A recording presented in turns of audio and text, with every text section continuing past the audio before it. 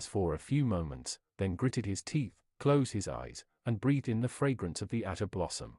Darkness embraced him softly. When Sunny opened his eyes again, he was back in Alethea's tower. His hands were empty. The beautiful blossom was gone, erased with the rest of Windflower's dream. Chapter 1470 Farewell Gift Audiobook made by the Nut Lord. None of the text used in this audiobook belongs to me. Please support the original author online. This is a fan-made project and I make no money from it. Also join the Discord for a lot of more audiobooks too. After returning from Windflower's dream, Sunny did not linger for a long time before completing his grim task. Every minute he wasted was 1 minute more that she had to suffer resisting the inevitable spread of corruption. And so, with a heavy heart, he delivered the fatal strike to the beautiful saint, as swift and merciful as he could make it. Then, Sunny used the divine flames of the cruel sight to ignite her body and stepped back, watching as fire spread across the wooden bed and devoured the silk into a rain of white sparks, drowning it in darkness. Standing at the edge between the darkness and the stark glow of the burial pyre, Sunny sighed and sat down on the stone floor. He watched the fire dance in silence, his expression bleak. It was then that the spell finally whispered into his ear. You have slain a transcendent human, Windflower of the Twilight Sea. Your shadow grows stronger. It paused for a moment, and then added. You have received a memory. Sunny looked down, not even reacting to the last proclamation. Ah! He had not known Windflower for long. In fact, they had only spoken twice. And yet, a deep and heavy sorrow weighed on his heart. Wasn't her fate just too bitter, unfair, and sad? To be the last remnant of a destroyed world, and outlive everything that you ever knew or loved. He hated it. But at the same time, perhaps to her, death was a solace. Closing his eyes, Sunny felt the heat of the blazing flame and remained motionless for a while. Eventually, he whispered. Your nightmare is over. It was. But at the same time, it was not. This nightmare would not be over until Sunny fulfilled his promise and ended it. As a dark grimace contorted his face, he gritted his teeth and dove into the soul sea. There, the 5 black suns hung above the still expanse of dark water, just like always. The legion of silent shadows stood motionlessly in the darkness, just like always. The lightless sea of his soul was quiet and tranquil, just like always. Sunny lingered for a moment, then walked along the rows of motionless shadows. Past the lumbering shape of the Mountain King, past the formless shadow of the loathsome thieving bird's spawn, past the gargantuan figure of the fallen Titan Goliath. And so many more, nightmare creatures and humans alike. Eventually, he stopped near the shadow of a tall and imposing man with sharp, fierce features, who wore an archaic robe that seemed both simple and regal. He was Daeron of the Twilight Sea, the Serpent King. The shadow of Windflower was standing near him, as beautiful as she had been in the dream, but now motionless and lifeless, just like the rest of the shadows. The father and daughter were reunited in the tranquil darkness of Sunny's soul. Sunny thought that seeing them together would soothe his heart, perhaps. But it did not. He still felt bitter and despondent. Not wishing to look any more, he turned away and gritted his teeth. Curse it! Curse it all! Curse the daemons and the gods, curse their damned war, and curse the nightmare spell that devoured the few realms that had been left intact in its wake. Curse Weaver, the demon of fate, firstborn of the unknown. Shaking his head, he took a few breaths, and then summoned the runes. There was a new string of them at the end of the list of his memories. Concentrating, Sunny read its description. Memory Dream Flower. Memory Rank Transcendent. Memory Tier I. He paused for a moment, then summoned the memory down. Soon, a beautiful azure flower appeared in the darkness in front of him, its petals still covered by dew. It was exactly the same as it had been when presented to him in the dream. Sunny sighed. So, the gift Windflower had given him was not a simple memento. He should have known. Feeling a pulse of sharp pain in his heart, he turned back to the runes and read. Memory description: the dreams and hopes of Windflower of the Twilight Sea are contained within this blossom. It was a farewell gift to her killer, lost from light. Memory enchantment, given promise. Enchantment description: crush my hopes, crush my dreams. Crush my nightmares. The description was short, poignant, and senseless. Sunny stared at the runes for a long while, his face motionless. Then, he dismissed them and looked at the beautiful azure flower that hovered in the silent darkness in front of him. He had no idea what the purpose of this memory was, nor did he know how Windflower had ensured that he would receive it from the spell. If there was one thing he knew, however, it was that this gift embodied her last will. It was the embodiment of her most precious, most ardent desire. With a sigh, Sunny reached forward, grasped the lotus flower in his hand, and crushed it. The azure petals broke and dissolved into blinding light, illuminating the vast darkness of his soul. The pure light reflected in the still waters, drowning in them. Sunny suddenly felt that something was wrong. What? Before he could finish the thought, the spell suddenly whispered into his ear, its voice insidious and quiet. Your memory has been destroyed. Your shadow grows stronger. And then, he felt a flood of shadow fragments entered his soul, containing enough of them to drown it. His eyes widened. Wait. Thrown off balance by the sudden influx of shadow fragments, he couldn't even summon the runes. All he knew was that there were much more fragments pouring into his soul than killing a transcendent human could have given him. There were more of them than even a normal awakened would have received, let alone someone like Sunny. Most soul fragments were lost when one awakened killed another, after all. Although the killer received a fair share, most of it was wasted. But not now. It was as if Windflower's entire soul had been contained within the azure flower, and was now being used as fuel to empower his own. Wait! At this rate. Sunny hurriedly dove out of the soul sea and opened his eyes, staring at the blazing pyre in front of him. The fire was still burning, the body of the beautiful saint turned to ash. Taking a panicked breath, Sunny jumped away. It was then that he felt it. The familiar sensation of his soul shuddering in harrowing pain. At the same time, the spell whispered again. Your shadow is overflowing with power. Your shadow is taking shape. Sunny let out a muffled groan and fell to his knees. Deep in the darkness of his soul, a new shadow core was being born. Chapter 1471 Terror. Your shadow is complete. Sunny let out a hoarse sigh and uttered a stifled curse. He was standing on one knee, pressing his fist against the stone floor of the tower. His face was pale as that of a ghost, contorted in a pained grimace. The terrifying agony of having a new shadow core from in the depths of his soul was slowly subsiding. He had risen to a new class. This was not the first time Sunny had gone through the familiar torment, but the sudden torrent of shadow fragments caught him entirely by surprise.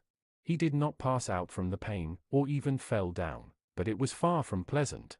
Gods, what happened? Standing up with a groan, he swayed slightly and summoned the runes. Name, Sunless. True name, Lost from Light. Rank, Ascended. Class, Terror. Shadow Fragments, 7/6000. Sunny stared at the shimmering runes silently. Terror. He inhaled deeply. It took him a few moments to come to terms with what he was looking at. There was no denying it, indeed, Sunny was a terror now. A creature of dreadful power, second only to the calamitous titans. The elation of having become stronger, much stronger, and just when he desperately needed strength as well, was mixed with pain and confusion. How? Sunny raised his head and looked at the charred remains of Windflower's deathbed. The wooden frame was gone, replaced by a scattering of embers. The stones were covered by soot. The beautiful saint herself had become ash, erased from existence by his blade and the furious conflagration of divine flames. A dull ache grasped his heart. Her gift, the dream flower, had not been a natural memory, that, Sunny was sure of. He did not know how Windflower could have influenced the spell to make sure that he received it, but she had. The gift she had given him in the dream had become reality, containing the very essence of her transcendent soul. But still, Sunny was unique among the awakened because of his status as a shadow. Unlike most of his peers, he absorbed shadow fragments directly from those who died by his blade, as opposed to receiving them from soul shards. While there were some advantages to this situation, there were also drawbacks. For one, killing creatures weaker than him was all but useless to Sunny. He also did not receive a portion of the soul fragments his enemy had accumulated when killing other awakened. That portion could be as little as 0 if the murdered awakened was inexperienced, or surpass 100 soul fragments if they had fully saturated their core. Of course, the difference in ranks also played a role. Sunny assumed that Windflower's transcendent soul core had long been fully saturated. Therefore, if a master like him killed the beautiful saint, they would have received twice the amount, at least 200 soul fragments. However, he had received more. Much more. The last time Sunny had checked, he was still more than 2,000 shadow fragments away from becoming a terror. So, He had not just received a portion of Windflower's power. He had received all of it, with not a single drop wasted, and then a few hundred fragments on top of it. She had put all of herself into the Dream Flower. She had turned her entire soul into a parting gift, so that he could inherit as much power from her as possible. She must have even sacrificed whatever memory still remained in her soul after the bitter defeat in Verge, just so that Sunny could become a terror before facing undying slaughter and devouring beast in battle. How had Windflower been able to create the beautiful memory? How had she known so much about him and his aspect? Sunny had no answers. Perhaps the Mad Prince had told her. He stared at the smoldering embers of the incinerated bed for a few moments and sighed. After a few moments of silence, Sunny whispered, "Thank you." Lowering his head, he remained still for a while, and then glanced at his shadows. There were 6 of them now, all staring back at him silently. Gloomy, happy, creepy, haughty, naughty, and the new guy. The 6th shadow was just like the other 5, but also different. At first glance, it seemed the least eccentric of them. The new guy appeared rather normal and laid back, friendly, even. But, for whatever reason, Sunny felt a cold chill run down his spine at the sight of it. There was something eerie about the new shadow. It was as if its outward normalcy was hiding something, a deep, dark ocean of utter, unhinged, unbridled madness. The friendly demeanor was just a thin, fragile veil obscuring the demented depths of its dire and dangerous lunacy. Sunny let out a long sigh. You are absolutely crazy, aren't you?" The crazy shadow scratched the back of its head, twitched, shrugged, and laughed maniacally. Then, it abruptly returned to being normal and friendly. Only its fingers continued to tremble slightly, as if it was barely holding itself back from exploding into a storm of murderous frenzy. Sunny closed his eyes for a moment. Well, makes sense, really. Did it only seem that way, or was the crazy shadow standing a little closer to him than it had a moment ago? He shook his head. Great. Back to your posts, then. Keep observing the forest. Oh, and Gloomy. Show the new guy the ropes. He was certain that the happy, haughty, and naughty shadows would not be able to handle their unhinged younger sibling. The creepy guy, meanwhile. Why, Sunny could just see him becoming the crazy newcomer's admiring minion. The Gloomy shadow, though, would have no problem taming the lunatic. Gloomy was the true terror among his helpers. After spending one day with the original shadow, the new guy would not dare to create trouble. Sunny almost felt pity for the 6th shadow. Said terror, meanwhile, glowered at him for a few moments, then shook its head contemptuously and beckoned the crazy guy to follow. Soon, the shadows disappeared, leaving him alone. Sunny lingered for a while, then took a few steps back and sat on the floor. Leaning his back against the wall, he looked at the smoldering embers with a hollow expression. It was already a new day, the first new day Alethia's island had seen in countless years. Somewhere outside the walls of the tall tower, the dreadful prisoners of the island were busy slaughtering each other. Soon, Sunny's companions would wake up. And then, the last act of this vicious play would begin. Chapter 1472 Given Promise. Outside Alethia's tower, the island was still the same. And yet, it was entirely new. The mist still flowed between the ancient pines, and the frozen nightmare creatures were still standing on the white stone bridge. But it was a new day. Sunny could already observe subtle changes. The fog was growing thinner. Devouring Beast, who should have been in the vicinity of the tower at that time, was nowhere to be seen. He did not dare sending his shadows out to scout, but he knew that the bestial giantess was now somewhere else on the island, hunting different prey than usual. Undying slaughter was somewhere there, as well. For a moment, Sunny wanted to release the fragment of the shadow realm. The not knowing of it all was gnawing at him. But in the end, he held himself back. Nothing was going to change if he knew every minute detail of what was happening to the 2 defiled saints. The only thing that mattered was the end result, whether the plagues were going to prevail against the prisoners of Alethia's island or not. And that question was not going to be answered any time soon. So, Sunny was left alone with his dark thoughts, for a short while. Then, he heard the sound of footsteps and saw Nephis climbing the steps. She entered the bedchamber and froze for a moment, looking around with her usual indifferent composure. Her gaze lingered at the soot covering the walls, and then settled on Sunny. He looked up from where he was sitting on the floor and met it silently. Nephis lingered for a moment. "I wanted to congratulate you on becoming a terror. But, you don't seem to be very excited." Sunny looked away and shrugged, not knowing what to say. Was he supposed to express his indignation at Windflower's inevitable death? That would be a bit childish. She was not the first person he had met who deserved a less bitter end, and would certainly not be the last. Saying such things to Nephis, who had lost and buried her own share of precious people, seemed especially cruel. With a sigh, Neph walked over and sat down near him. She hesitated for a bit, then gently put her arm around his shoulder. "Did you fulfill your promise to the sleeping saint?" Soothed by the familiar steadiness of her even voice and the warmth of her embrace, he nodded. "Yeah. She wanted me to burn her body, so, well, you can see." After a while, a heavy sigh escaped from his lips. "It is a bit strange, don't you think? The nightmares are supposed to be trials of strength for us, the challengers. But what I remember the most is the strength of the illusory people who lived, struggled, and died in these conjured worlds. Noctis, Anank, Windflower. Somehow, the passion with which they lived seems much more real than even ours." Nephis remained silent for a few moments, then said slowly, "I don't think it's strange at all. I remember those whom I met in the nightmares, as well." She paused before adding, her voice a little lower than before, "Even though sometimes, I wish to forget." Sunny smiled bitterly. Wouldn't it be nice, to forget some things? He was thinking about how nice it would be to forget all the agony he had experienced on Alethia's island just recently. It had only been a few months of torment, and yet, he was almost driven mad. If the loop continued for another month, a year, a few years, maybe Sunny would have indeed grown to resemble that bastard, the Mad Prince. Shaking his head, he looked at the soot and embers left in the wake of Windflower's deathbed and fell silent. After a while, leaning slightly on Nephis, Sunny asked, "You once told me something. That people like us are born to destroy things, not save them. Do you really believe that?" She did not answer immediately. Eventually, though, Nephis nodded. "Yes. Maybe. You and I, Sunny, we were born in a time of war, disaster, and ruin.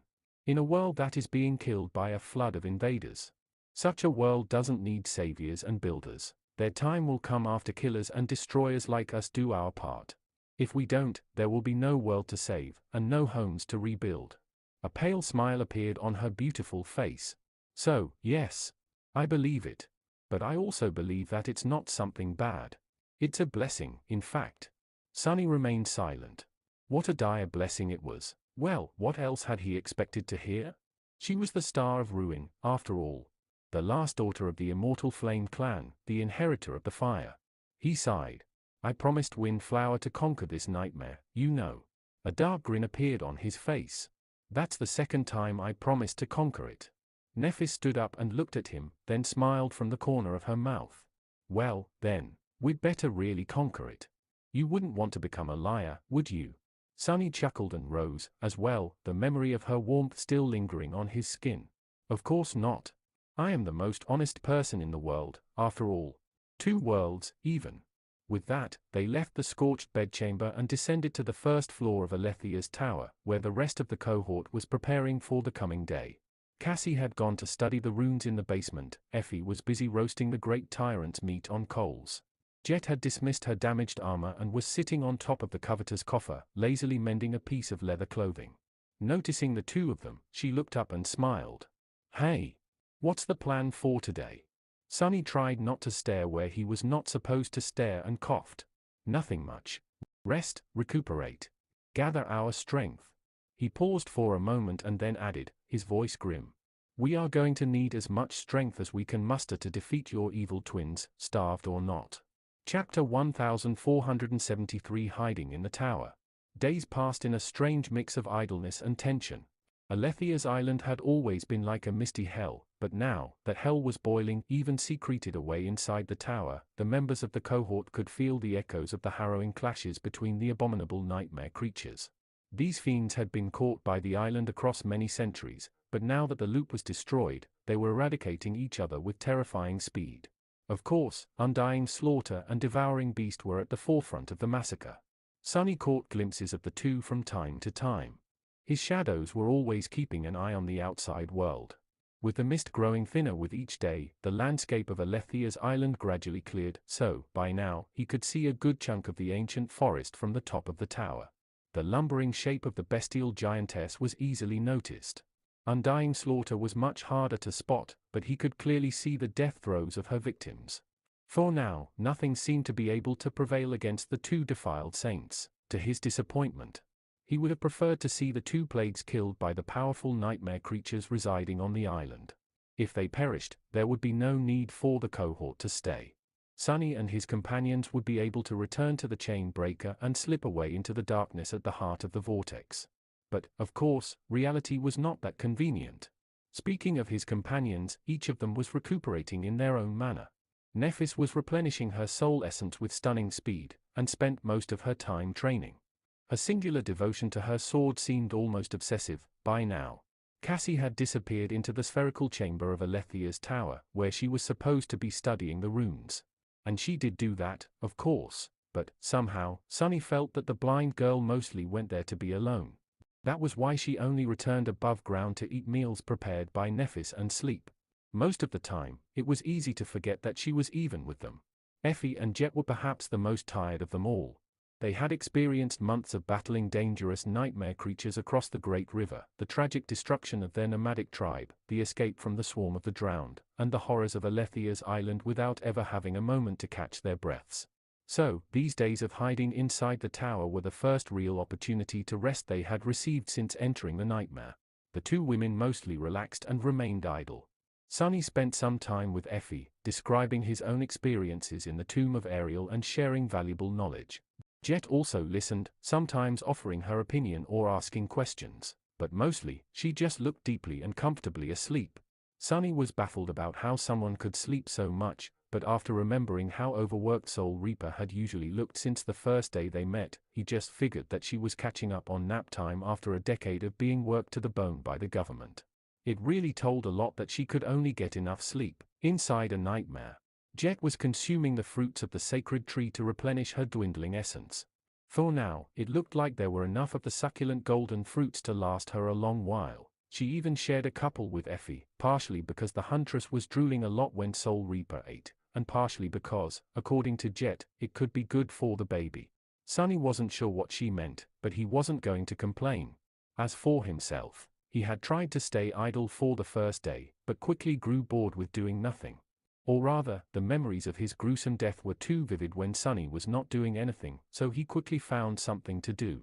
Of course, that something was weaving. Now that Sunny had 5 supreme soul shards to spare, he could start thinking about how to empower the cohort best. He had a few ideas, but was not confident yet.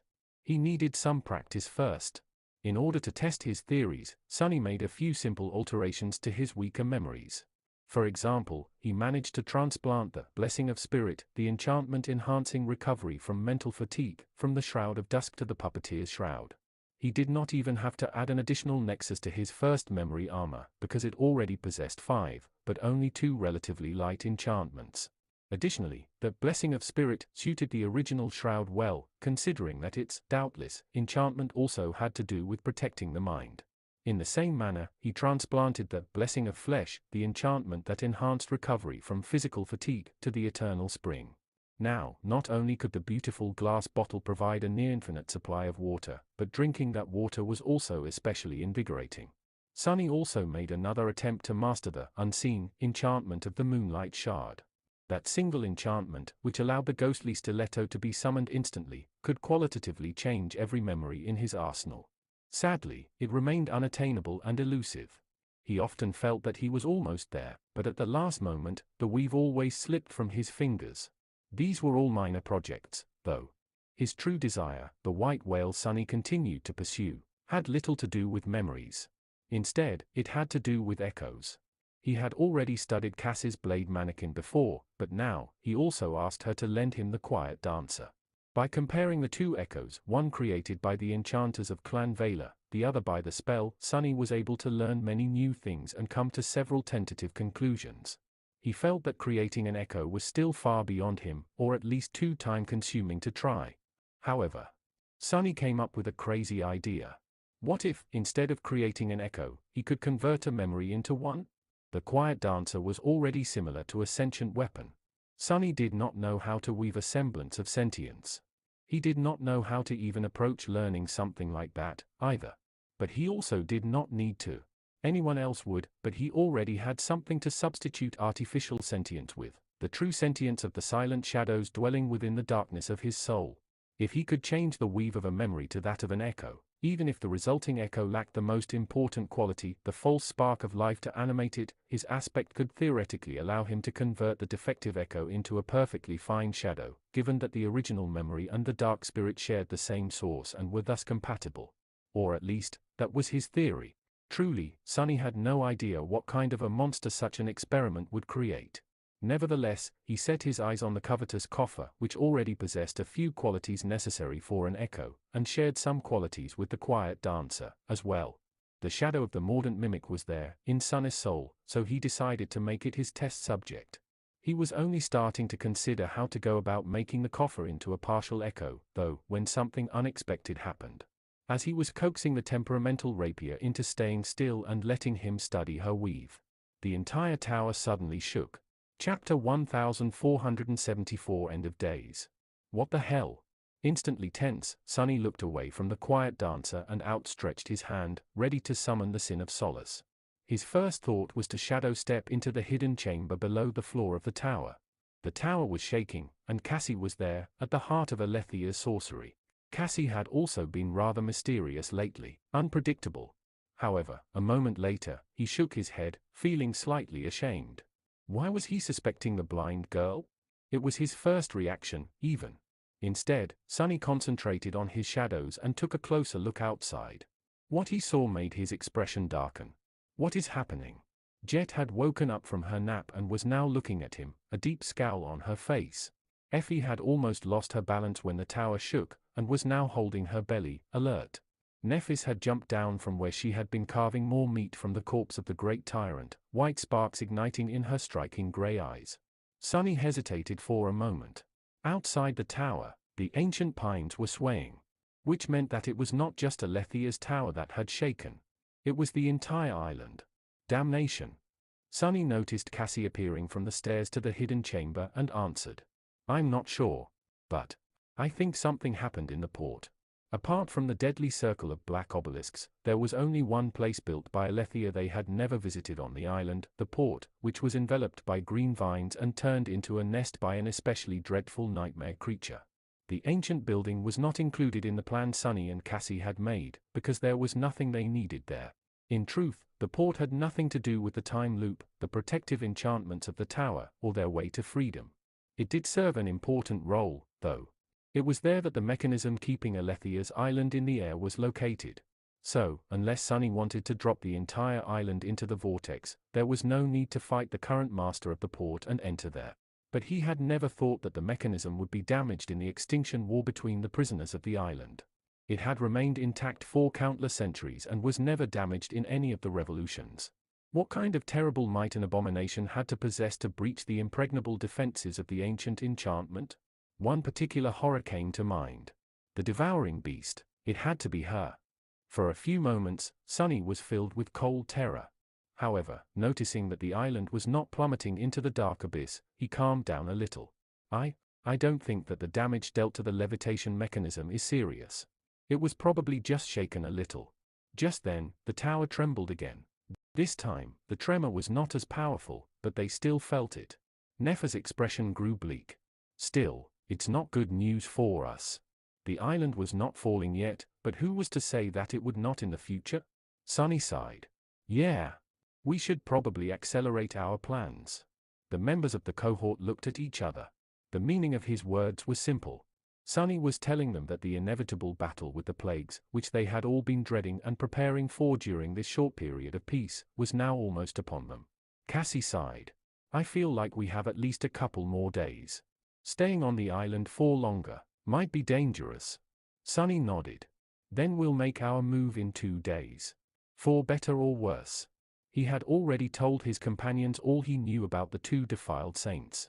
They had already discussed every possible strategy. Now, all they had to do was prepare themselves mentally and venture out into the mist one last time. Jet sighed and walked over to the covetous coffer. I'd better stop saving those fruits, then. She was right. Before, they thought that they would try to stay in the tower for as long as possible. Now, however, there was a clear limit to how much time they had. She still had a few of the golden fruits to spare, so absorbing as much essence as possible in preparation for the fight was more important than buying time. Soon, everyone got busy making their final preparations. Sunny, meanwhile, continued to monitor the outside. The island quaked several more times in the next 2 days. The mist, too, grew very thin, allowing him to see far and wide. And what Sunny saw was truly stunning. Now that Alethia's island had almost lost the obscuring veil of mist, it resembled a ravaged battlefield. The forest of the ancient pines was almost completely gone. Most of the trees had been shattered or toppled, carpeting the ground like brambles. Here and there, gargantuan corpses lay, surrounded by vast pools of blood.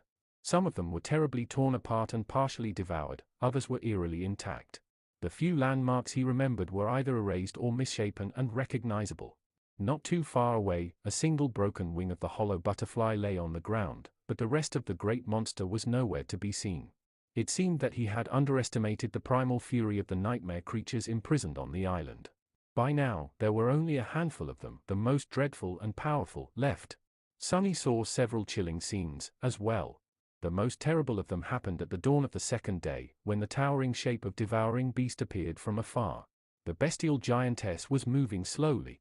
Then, however, she suddenly froze and looked up. Countless tendrils descended from the cloudy sky, assaulting her like a tide. Each of them was hundreds of meters long and tremendously powerful, enough so to send shivers running down Sunny's spine. Devouring beast swatted away several of the tendrils, but several more wrapped around her arms, her waist, and her neck, both strangling the defiled saint and trying to lift her off the ground. Sunny even felt a sliver of hope that she would be killed by the dreadful horror of the sky, the harvester. A frenzied howl shook the world. Grinning madly, the bestial giantess sank her teeth into one of the tendrils, then strained her muscles and grabbed those that were entangling her arms. Bending at the waist, she growled, and pulled the creature hiding in the clouds down. The ground under her feet exploded, turning into a deep crater. As Sunny watched in shock, a revolting creature descended from the sky, forcefully thrown down. It was unlike anything he had ever seen, a mass of wriggling flesh that looked like a tattered sail from afar, or a dark star that emanated fleshy tentacles instead of rays of light. Dozens more tendrils shot toward devouring beast, but before they could trap her, the giantess suddenly crouched, and then jumped. Soaring hundreds of meters into the air, she tore into the harvester with her fingers, and then plummeted down while grasping it in her hands. Not long after that, the horror of the skies was completely savaged, its tendrils torn and devoured, its grotesque body mutilated beyond recognition. The defiled saint received many terrible wounds, but her enemy was entirely destroyed.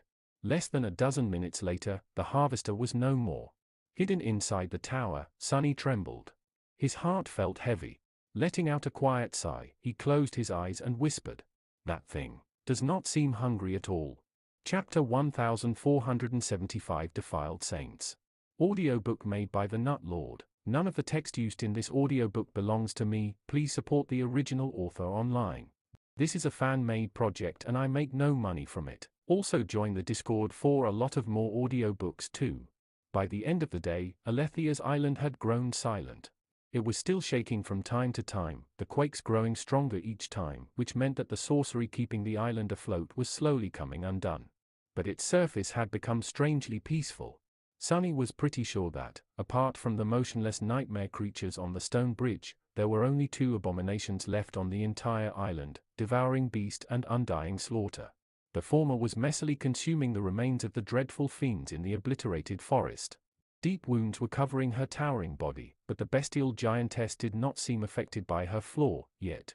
The latter had just broken free from the circle of black obelisks, shattering most of them in the process. Whatever horror had dwelled within the circle was now dead, while undying slaughter, she, at least, appeared to be running low on essence.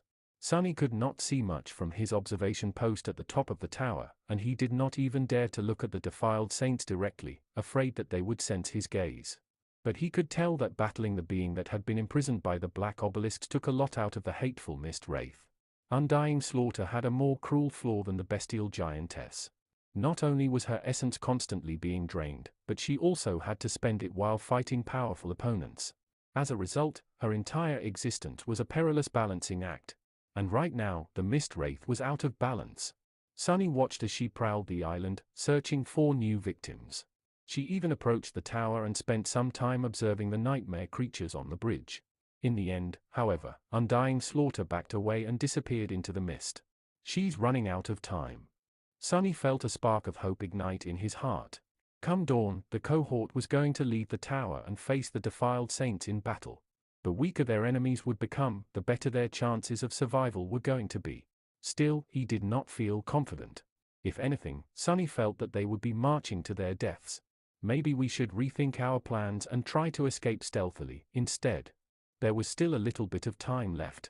He would try to talk some sense into Nephis in the morning. Sonny continued to monitor the island until dawn, dreading the next day. He could imagine killing one of the defiled saints.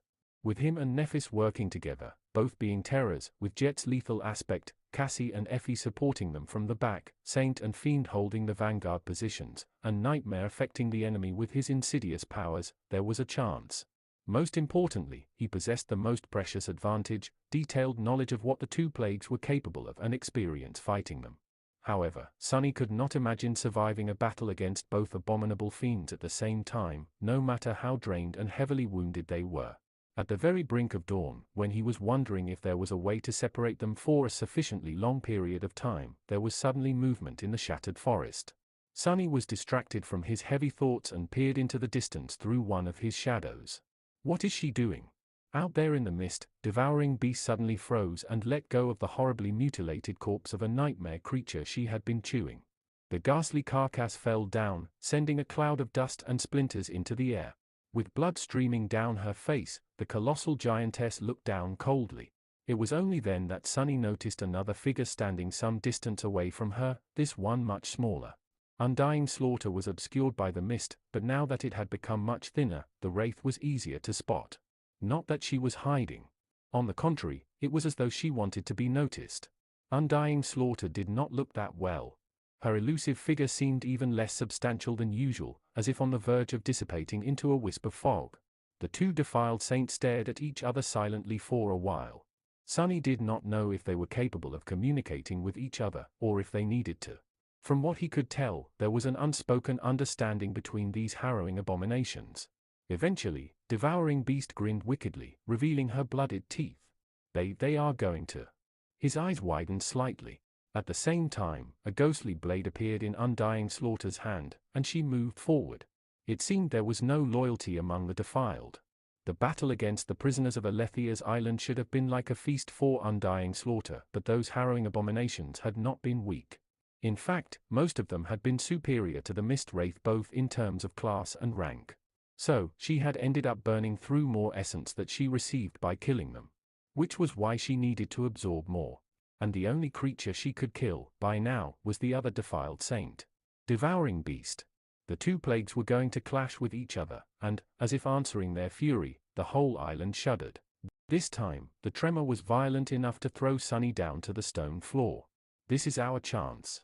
The other members of the cohort had been checking their equipment, almost ready to leave the tower. However, Sonny saw an opportunity, so he turned to them and shouted, "We need to go, now." It was going to take some time to get to where Undying Slaughter and Devouring Beast were fighting.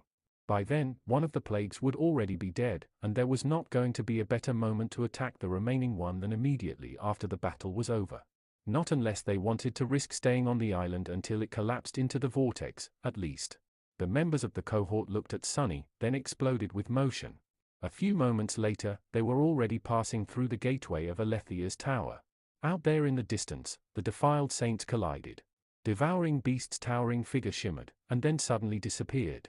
Instead of a dreadful giantess, a savage-looking woman appeared amidst the toppled trees, her skin painted by dirt and blood. She must have realized that her size would only be a disadvantage when fighting the Mist Wraith, and so transformed back into the semblance of a human.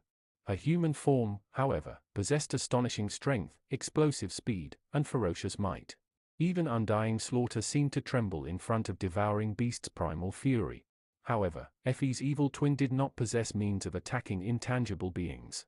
Nevertheless, she was more than capable of dodging and evading the Wraith's attacks, and remaining in the form of an apparition was costing Undying Slaughter essence. In the end, the Mist Wraith had no choice but to abandon her ghostly form and face her sister as a creature of flesh, blood, and bone. That was the last thing Sunny saw before commanding his shadow to abandon its crow's nest on the top floor of the tower and race to catch up to the cohort. He could not allow himself to leave any of his helpers behind. In the upcoming battle, he was going to need every drop of his strength. You know what to do. As the cohort was climbing down the narrow steps, Sunny jumped into Nightmare's saddle, commanded his shadows to augment the black stallion, and rushed forward on his own. For a moment, it felt as if they were falling, but then, his steed landed at the base of the cliff, took a sharp turn, and avoided the stone bridge by leaping over the moat. Landing on the other side of the wide chasm, Nightmare flew in the direction where the two defiled saints were fighting. The wind whistled in Sunny's ears. And then, just as he was about to reach the vicinity of the dreadful clash, the island quaked once more, and a terrible wail assaulted his ears.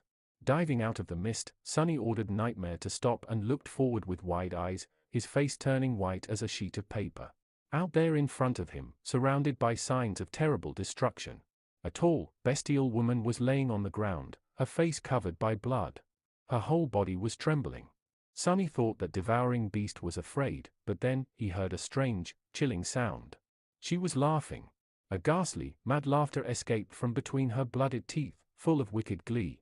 It only grew quiet when Undying Slaughter, who was standing above the savage woman with a cold expression on her dreadfully beautiful face, ruthlessly plunged her ghostly blade into her sister's chest.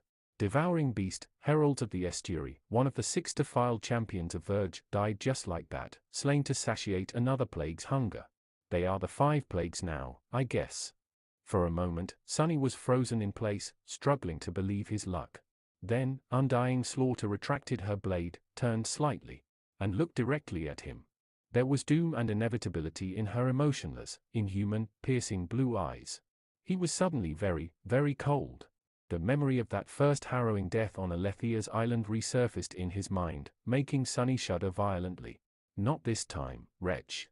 Struggling against the instinctual terror, he met Undying Slaughter's chilling gaze. And smiled. Chapter 1476 Attrition.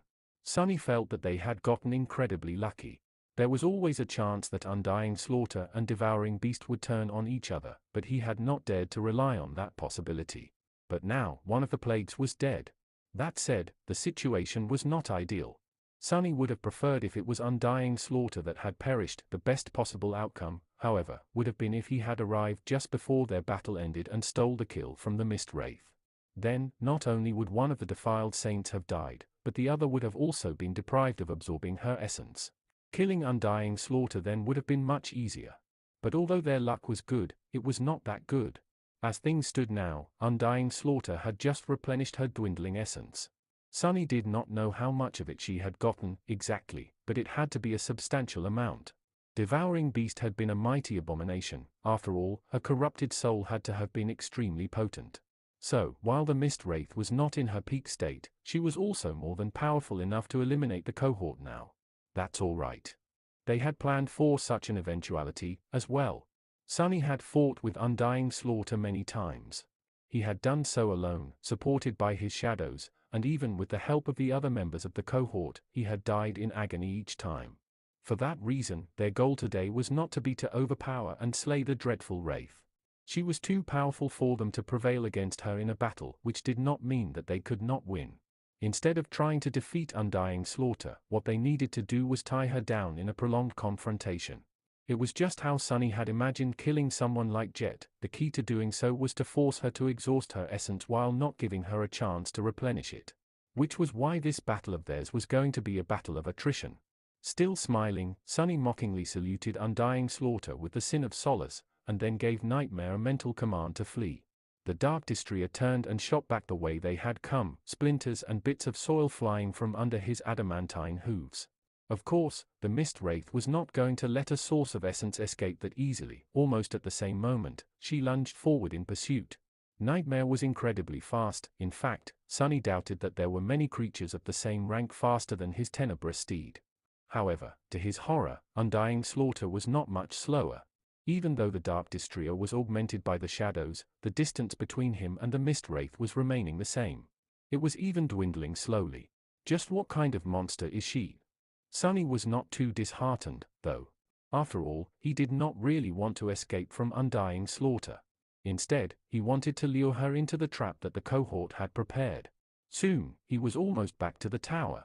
The dreadful enemy was right on his heels. It's now or never.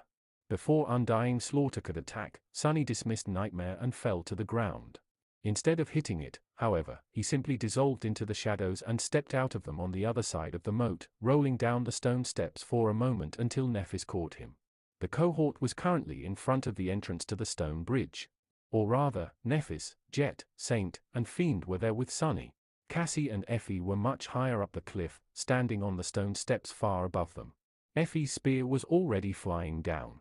Nephis was helping Sunny stand up when the spear hit the slope of the cliff with the force of a tactical missile. The whole cliff shuddered, sending him tumbling down once again, and a deafening boom spread from the point of impact, accompanied by the cracking noise of breaking stone. A large part of the slope simply shattered, stone debris flying in the air, and slid down into the dark chasm of the moat. With it, of course, a number of ancient runes that had been carved into the cliff were destroyed. The enchantment protecting the bridge was broken at that moment. Out there on the opposite end of the bridge, the nightmare creatures that had been frozen before shuddered, released from the invisible trap. And just as they did, Undying Slaughter appeared from the mist, her glacial blue eyes burning from dreadful, cold-killing intent. Before she could even react, the former prisoners of the stone bridge lunged at her, overcome by bloodlust and fury. A corrupted tyrant, a corrupted terror, a great beast. Finally managing to stand up, Sunny leaned on Nephis and looked across the bridge. The released abominations had already clashed with Undying Slaughter, the whole island shaking from the dreadful force of their clash. Or maybe it was simply quaking because the enchantment keeping it in the air was failing. He exhaled slowly. So far, so good. If there was anything they could do to drain Undying Slaughter's essence before facing her themselves, they had to do it. Of course, it was a dangerous gamble. The nightmare creatures that had been trapped on the bridge could force the Mist Wraith to burn through her precious essence, but they could also become her victims, fueling her defiled soul. In fact, before a single minute passed, one of the abominations already looked like it was close to death. Just a split second before Undying Slaughter could finish it off, though, a bone javelin suddenly fell from the sky, piercing the nightmare creature's neck and impaling it on the ground. The ghostly blade bit into the massive body of the abomination a moment later, easily passing through its armor. But it was for naught. There was no soul for the Mist Wraith to destroy, because the creature was already dead. The bone javelin had killed it instantly. Feeling a dark grin twist his lips, Sunny looked up. There, high above, Cassie and Effie were still standing on the stone steps. There were a dozen more javelins laying on the ground in front of the vigorous huntress. These javelins had been made from the ribs of the great tyrant. Of course, in normal circumstances, it would have been hard for Effie to slay nightmare creature of such dire power with one blow. But when they were already almost dead from Undying Slaughter's attacks, that was much easier. As for knowing the exact moment when to attack, after the abomination had grown weak from its wounds, but before the Mist Wraith could deliver the fatal blow, Cassie was there to help. With her ability to perceive several seconds into the future, she could tell Effie just when to throw the javelins, and who to aim for. Together, they were in a perfect position to achieve a simple, but vitally important task. Deny Undying Slaughter any essence. The two of them were already accomplishing that task splendidly. Chapter 1477 Undying Slaughter. Sunny knew how terrifying Undying Slaughter was, better than most, perhaps even better than anyone. And yet, even he was astonished by the sight of the dreadful Mist Wraith slaughtering the former prisoners of the stone bridge. Each of them was an opponent Sunny would not want to face in battle. Some he had a good chance of defeating, but others were absolutely lethal existences to a master, even an ascended terror like him. Nevertheless, all of them had been ruthlessly and methodically brought down by the defiled saint. It was as if no amount of physical might, impregnable armor, and unholy powers could deter her. The ghostly blade danced in the mist, and following its elusive movements, the souls of the harrowing nightmare creatures were snuffed out one after another. Or rather, they would have been, if not for Effie and Cassie. Each time Undying Slaughter was about to kill one of her enemies, a bone javelin would inevitably fall from the sky, stealing the creature's life moments before the Mist Wraith delivered the last strike. Guided by the blind seer, Effie had not missed once. Which meant that all the essence the defiled saint was spending to fight against the group of powerful abominations could not be replenished by absorbing their broken souls. With each moment, she was growing weaker. Their plan was working. The last to fall was a great beast that resembled a black hound with 7 serpentine tails. Its lean, muscular body towered above Undying Slaughter like a dark hill, and its power was dreadful enough to make the ground crack and collapse into the chasm of the empty moat. The abominable hound was like a living nightmare, its frenzied eyes burning with eerie green flames. Despite it all, neither its terrifying jaws nor its 7 tails managed to strike the elusive mist wraith. Moving with the graceless elegance of an emotionless butcher, Undying Slaughter delivered the great beast 2 swift, cruel blows. The hound staggered after the first one, then grew slow and lethargic after the second. The green flames burning in its eyes dimmed, and before the third blow landed, a bone javelin pierced one of them. The monstrous black hound was thrown down by the force of the impact, making the island shake, and grew still. Viscous red liquid flowed from its maw. On the slope of the cliff, Effie let out a shaky breath and swayed lightly. Her legs gave out, and if Cassie had not caught her in time, the huntress would have fallen down. The blind girl helped her sit down on the stone steps. These past few minutes had taken a lot out of Effie. Even though she was far from the terrible battlefield, she had to put all of her immense strength into each throw, especially that last one. Sweat was rolling down her pale face. Did I just kill a great nightmare creature? Her tired voice was faint and full of disbelief. Cassie smiled gently. You certainly did. Effie took a deep breath and put her trembling hand on her belly, as if trying to protect it. Damn. I've been spending too much time with Doofus, huh? Of course, the great beast had already been brought to the verge of death by Undying Slaughter. And of course, all members of the cohort had done their part in order to make the outcome possible, and yet, a great beast had fallen by Effie's hand. It was a startling achievement, to say the least. A feat worthy of Raised by Wolves, the legendary huntress of the Dark City. Effie smiled weakly, lingered for a few moments, and said in a solemn tone, "Well, F." The island quaked, and the sound of breaking stone swallowed her words. Far below, more stone debris slid into the widening chasm. Even the bridge shuddered slightly, a net of cracks appearing on its surface. On the far side of the bridge, Undying Slaughter stared at the dead great beast for a few moments, then turned and looked across the chasm, at the members of the cohort. Sunny shivered, feeling an eerie chill. Let's go. They stepped on the bridge at the same moment as the mist wraith did. There was nothing left for them to do but fight. Come, aid me. His shadows rose from the ground, flowing onto his body. 1, 2, 3, 4, 5. The 6th one, however, wrapped itself around Nephis instead.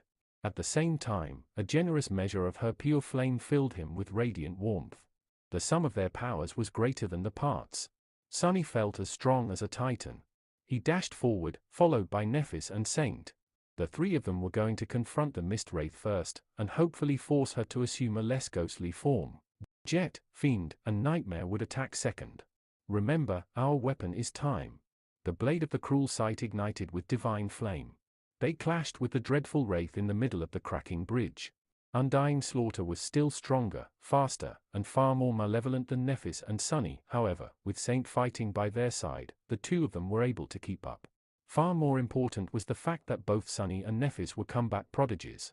He could follow Undying Slaughter's movements, and even predict them, because of his mastery of Shadow Dance.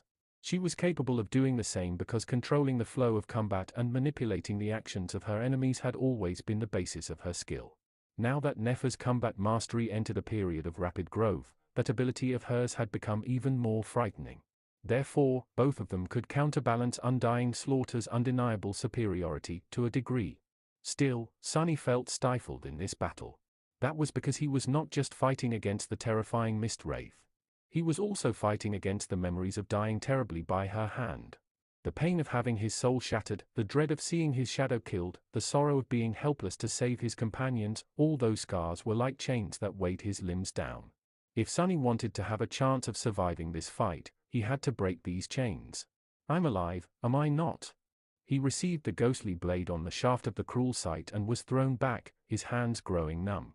Before Undying Slaughter could advance and deliver a follow-up attack, though, Nephis appeared in her way, her sword shining with incandescent radiance, the single gem of the crown of dawn burning like a third eye.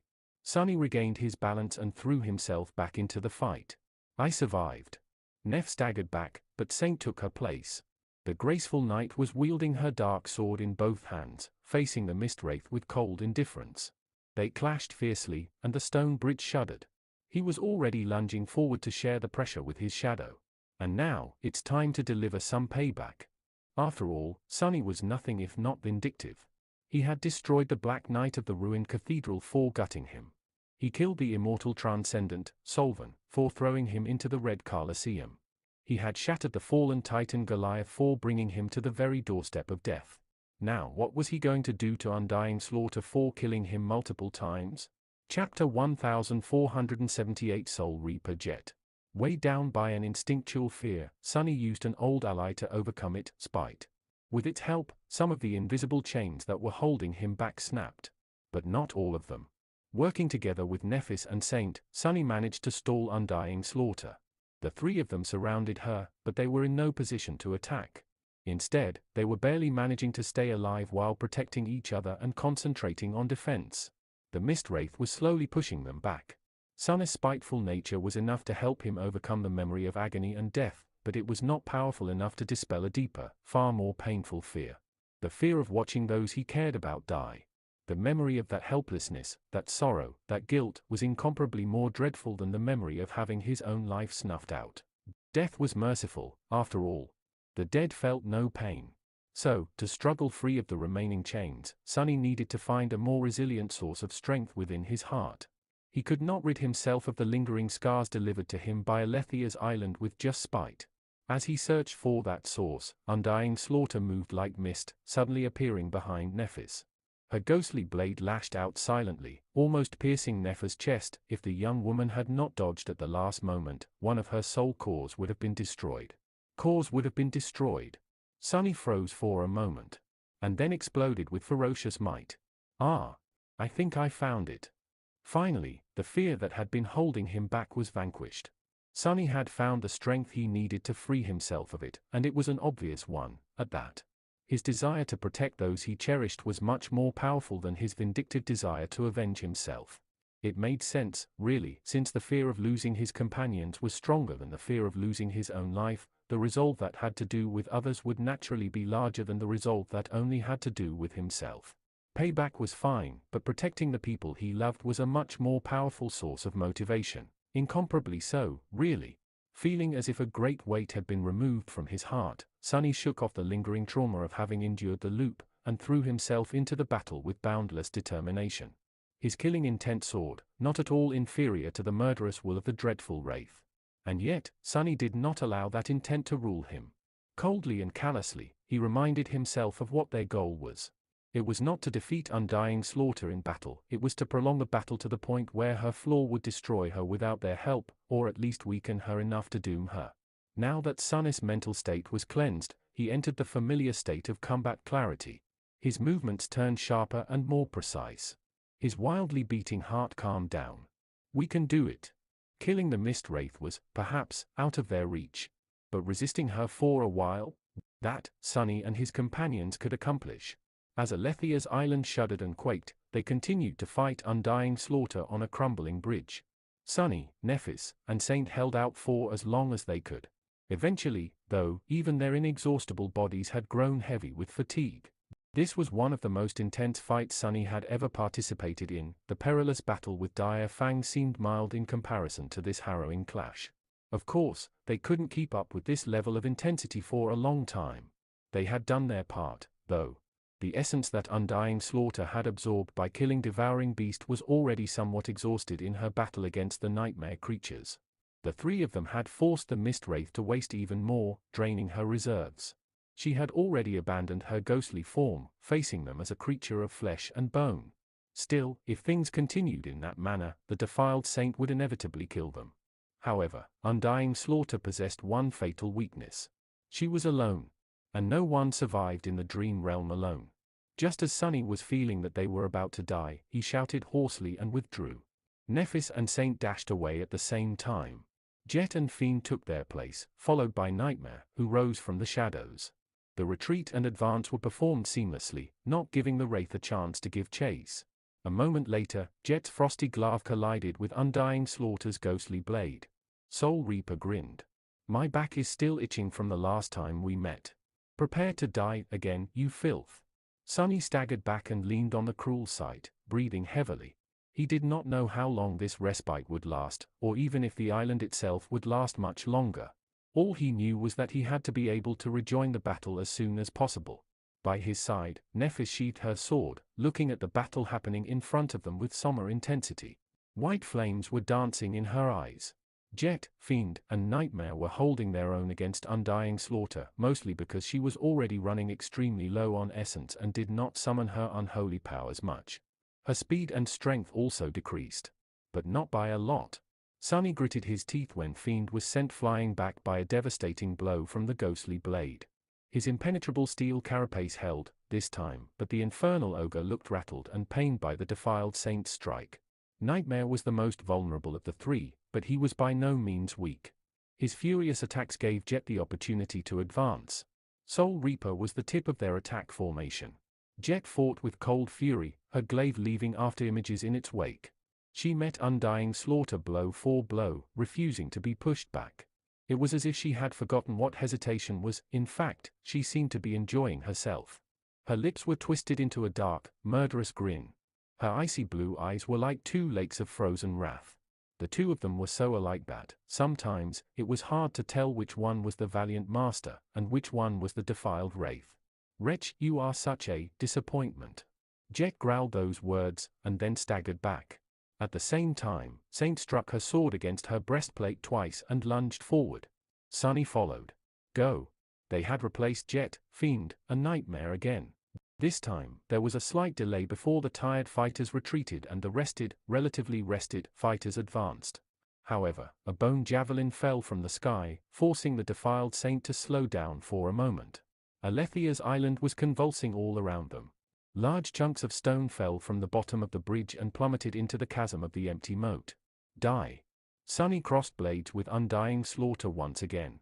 They fought. They endured. They bought time. Time was their greatest weapon, after all. After a while, Sunny felt like he was going to drop dead.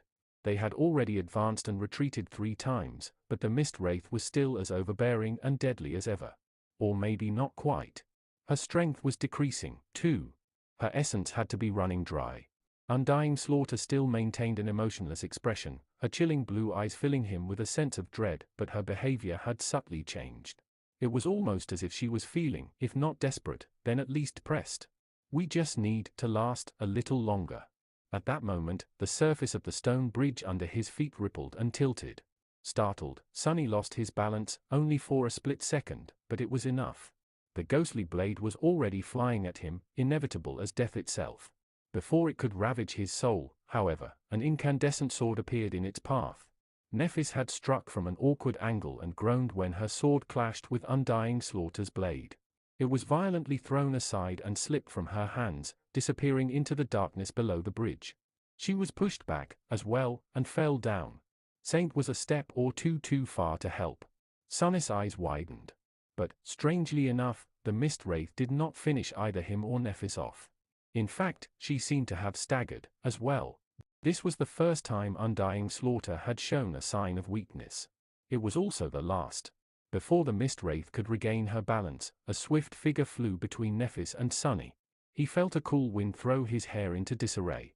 Then, he heard the air whining as it was cut by a sharp blade. A split second later, Jet's glaive tore through the distance between her and the staggered wraith, plunging into Undying Slaughter's chest. The two of them froze for a second, 2 pairs of icy blue eyes staring into each other with indescribable emotion. The defiled saint raised her blade, as if trying to retaliate, but Jet simply twisted her glaive and gripped it tighter. "You go to hell." Her voice was as cold as a nameless grave. Jet batted the ghostly blade away, pulled her hand back, and then thrust her weapon into the enemy's soul once again. Sunny thought that he heard the crystal ring of something breaking. And then, the chilling light of the defiled saint's eyes grew dim. The wraith swayed slightly and fell back. The moment her body touched the stone, it turned into mist and disappearing without a trace. Undying Slaughter was no more. Chapter 1479 Fractured Island. She's dead. For a moment, there was silence. Sunny regained his balance, grunted, and hurried to help Nephis stand up. Saint lowered her sword, acting as indifferent as ever. It was as if they had not just narrowly escaped being slaughtered by a defiled saint. But they had. The defiled saint was truly, undeniably gone. Slaughtered, just like she had slaughtered countless living beings. Hell. Behind them, Fiend and Nightmare were both battered, but relatively unscathed. Both shadows were watching Jet with piercing intensity. Soul Reaper herself stood motionlessly above the spot where her future self had perished. Her icy blue eyes were strangely distant. Finally, she let out a long sigh. So that's how it is. Suddenly, her figure was shrouded in cold mist. That mist flowed along the graceful lines of her supple body, finally forming into a ghostly blade. Then, the shape of that blade changed, elongating until it turned into a beautiful glaive, no, rather, a war scythe.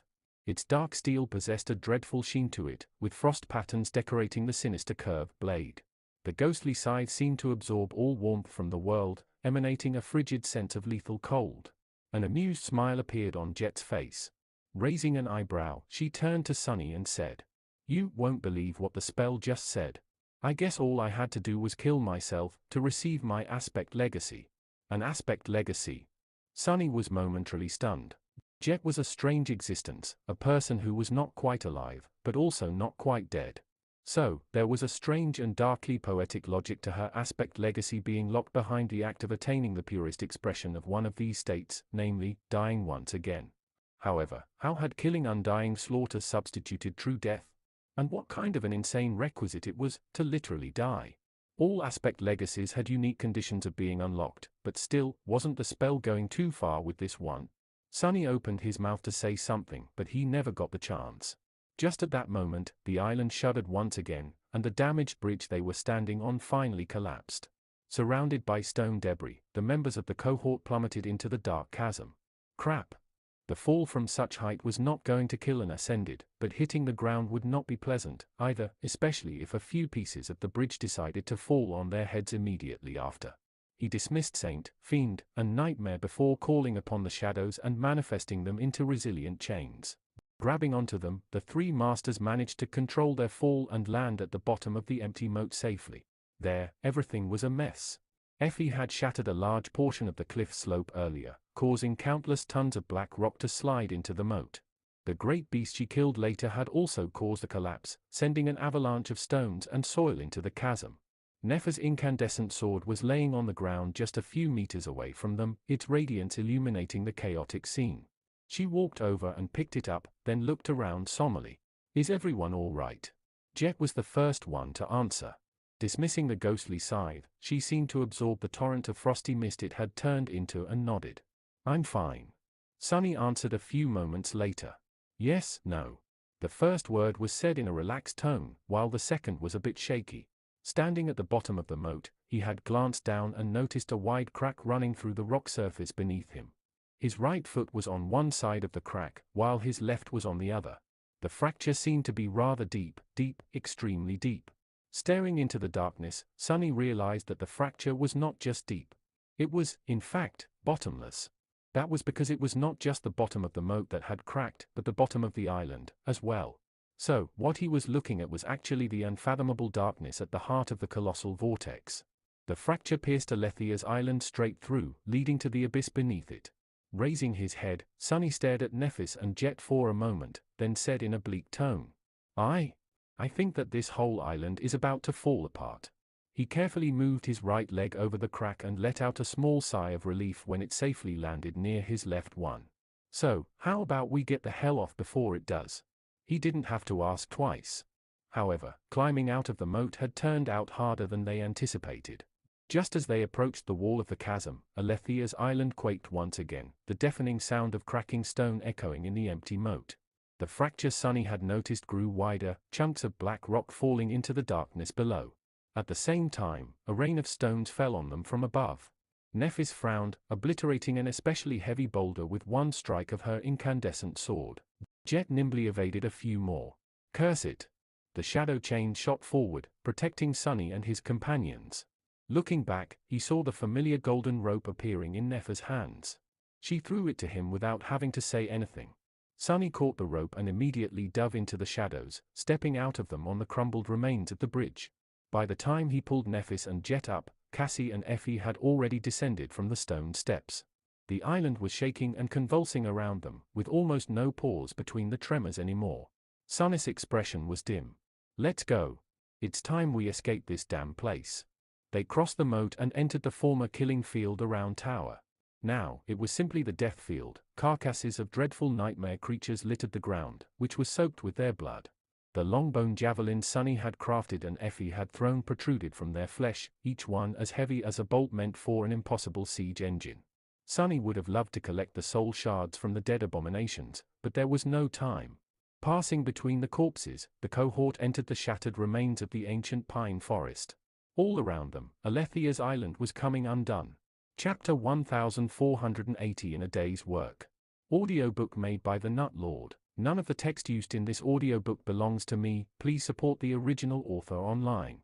This is a fan-made project and I make no money from it. Also join the Discord for a lot of more audiobooks too. Without the deadly nightmare creatures hiding in the mist and blocking the way, it took them a surprisingly short amount of time to reach the hidden bay. Sunny struggled to believe how much blood he had spilled in the past to traverse the dreadful reaches of Alethia's island. Now that its prisoners were gone, the island had fallen silent. Of course, it was hard to recognize the places where Sunny had fought, struggled, and died. The forest was no more, with most of the ancient pines laying on the ground, either toppled or entirely destroyed. The mist was largely gone, too, revealing the scene of startling destruction in all its frightening glory. Massive carcasses towered above the devastated landscape here and there, some of them partially devoured. Rivers of blood flowed between the toppled trees, turning the remains of the forest into a vile swamp. It was like a scene out of a feverish nightmare. Well, of course it was. They were in a nightmare, after all. As the cohort hurried to reach the chain breaker, Alethia's island was starting to fall apart. It was shuddering and quaking, making it hard to advance at a steady pace. More cracks appeared in the blood-soaked soil, some of them leading all the way down to the darkness below. Sometimes, a wide chasm would open right in front of the cohort, forcing them to change course and rush to circle around it. It felt like they were running out of time. But, in the end, they did not. Sunny was starting to feel rather restless, but just then, the cohort finally reached the stone steps leading down to the white beach. Cassie was riding Nightmare, while Effie was once again being carried by the covetous coffer. Sending the two of them ahead, he joined Nephis and Jet in descending from the cliffs in a much faster way. They simply jumped off the edge and used their memories to glide down. Finally, they saw the chain breaker in the distance. The graceful vessel was where they had left it, crashed against a black cliff, its bow buried in the white sand. Hurry!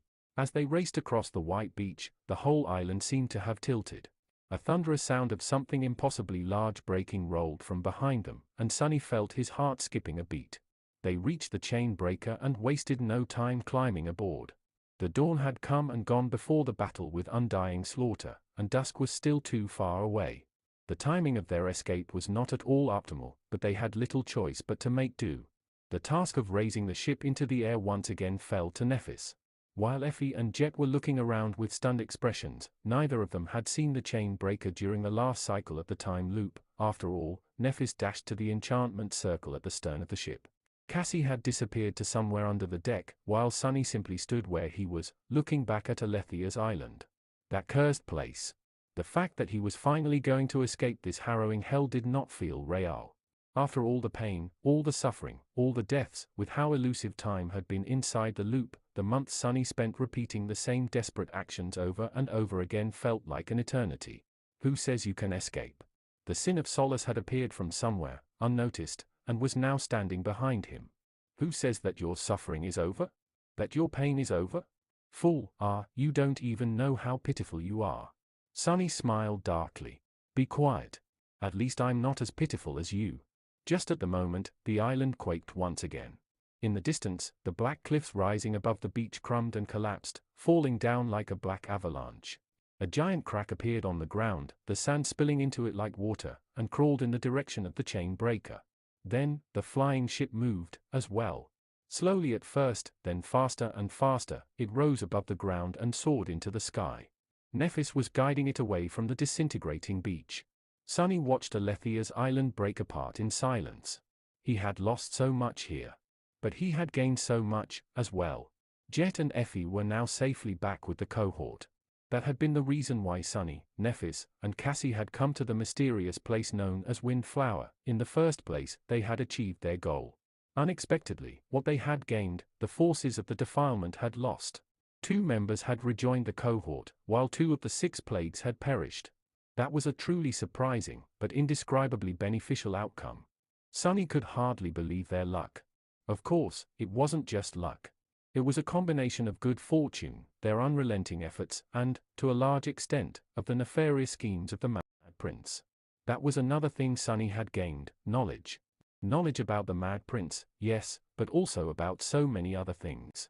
Some of the greatest mysteries of existence had been revealed to him on Alethea's island. The nature of the dream realm, the past atrocities of the nightmare spell, even the origin of his own world. Perhaps even more importantly, Sunny had also learned a few things about himself. How he felt, what he wanted, and what he feared, as well. Oh, and he had also become a terror. His soul possessed 6 cores now, and he possessed 6 shadows. His power had once again grown, and there was now only one step separating him from its pinnacle. Sunny had died countless times on Alethea's island. He had battled and slain many harrowing nightmare creatures, honing his skill and earning priceless battle experience. Some of them were far too deadly for a master to face, and yet, in the end, all of them had perished, while he survived. The entire island shuddered one last time and broke apart, falling into the abyssal darkness below. All the horrors, secrets, and treasures left behind by Alethea of the Nine disappeared with it. Standing on the deck of the chain breaker, Sunny let out a quiet sigh. All in a day's work. It was not a bad result. The flying ship hovered in the air for a few moments, and then slowly started climbing down. It was heading for the same lightless abyss that had swallowed the island. Diving into the darkness that lay at the heart of the great river. Soon, the darkness welcomed them into its silent embrace. End of Part 2, Keeper of Truths.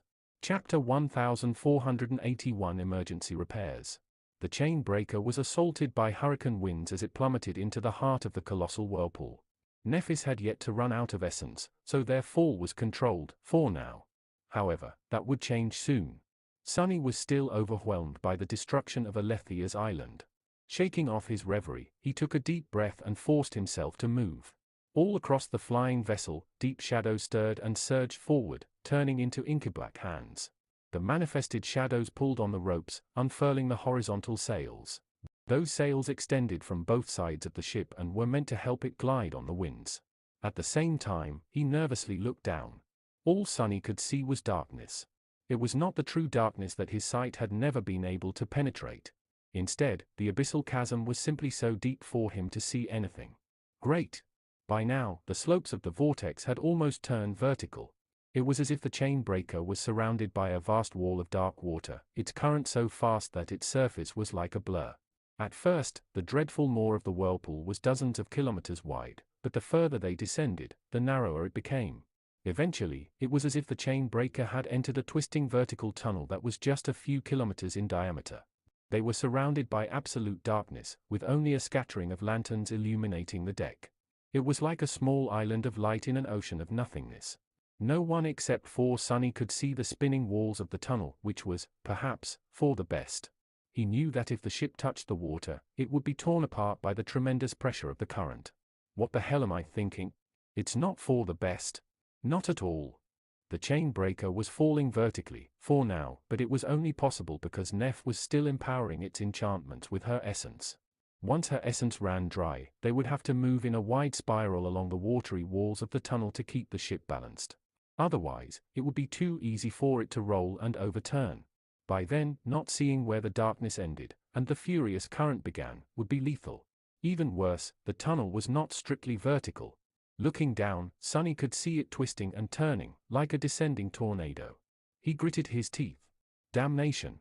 Could they even survive in this abyss without the chain breaker's enchantments? He turned to look at the stern of the ship, where Nephis was struggling with the steering oars, but at that moment, Cass's voice reached his ears. Sunny! Here! The blind girl was standing near the entrance to the main cargo hold, waving at him. Her voice sounded urgent. Sunny hesitated for a few moments, then rushed to her side. What is it? She pulled him into the cargo hold, a grim expression on her face. I need your help, or rather, your shadow's help. Summon her and make her as strong as possible. Please. Somewhat confused, Sunny lingered for a second, then called upon Saint and sent all 6 of his shadows to augment her. As soon as the taciturn night appeared, her onyx armor shone with dark radiance, and a feeling of oppressive might emanated from her graceful figure. Down in the cargo hold, various objects were neatly laid out on the wooden floor. There were amphorae containing strange liquids, brushes, stone etchings of complicated runes, mortars, and items that Sunny did not even know how to describe. Most glaringly of all, the black stone from the hidden chamber of Alethia's tower was also there, illuminated by the faint radiance of the guiding light. He gave Cassie a long look. "What's this?" The blind girl was already walking toward the black stone. "We spent a lot of time inside the loop.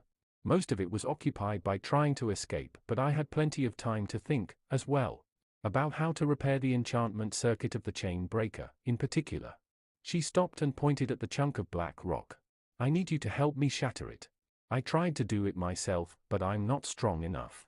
Sunny felt a bit weird for a moment. It was as if she was asking him to open a jar of pickles for her, whatever that was. In any case, the jagged piece of black rock was not a jar of any sort. Instead, it was a mystical stone that was rumored to be a fragment of the estuary. Of course, Cassie was not strong enough to break it. However, she was trying to finish repairing the runic circuit of the flying vessel, connecting its enchantments to the sacred tree. If Cassie succeeded in time, perhaps, they would not be torn apart by the current of the spinning tunnel. Sunny wasn't sure if he was strong enough to crush the black stone, either. But Saint was a transcendent devil, and augmented by 6 shadows on top of that. Glancing at the indifferent onyx knight, he gestured at the black stone. Her ruby eye shone darkly, and, summoning her tenebrous blade, Saint took a step forward. The black sword fell on the jagged piece of rock and bounced away, not leaving even a single scratch on it. She lingered for a moment. Then, a flood of darkness flowed from beneath Saint's armor, entering the black blade. The blade itself rippled and changed form, turning into a long, elegant lucerne. The dark lucerne might have been elegant, but both its beak and hammerhead were capable of delivering truly devastating blows. A weapon such as this was far better suited for piercing armor and breaking bones than a sword was, so it had a far better chance of shattering the mystical stone. Saint took a step back, then slowly raised her weapon above her head, and struck down with enough force to make Sunny stagger. There was a flash, a shockwave, and a thunderous boom. When he regained his vision once again, Saint had already lowered the lucerne. Her ruby eyes were cold and indifferent. The black stone lay broken into several pieces. Cassie pointed to them and said hurriedly, "Again."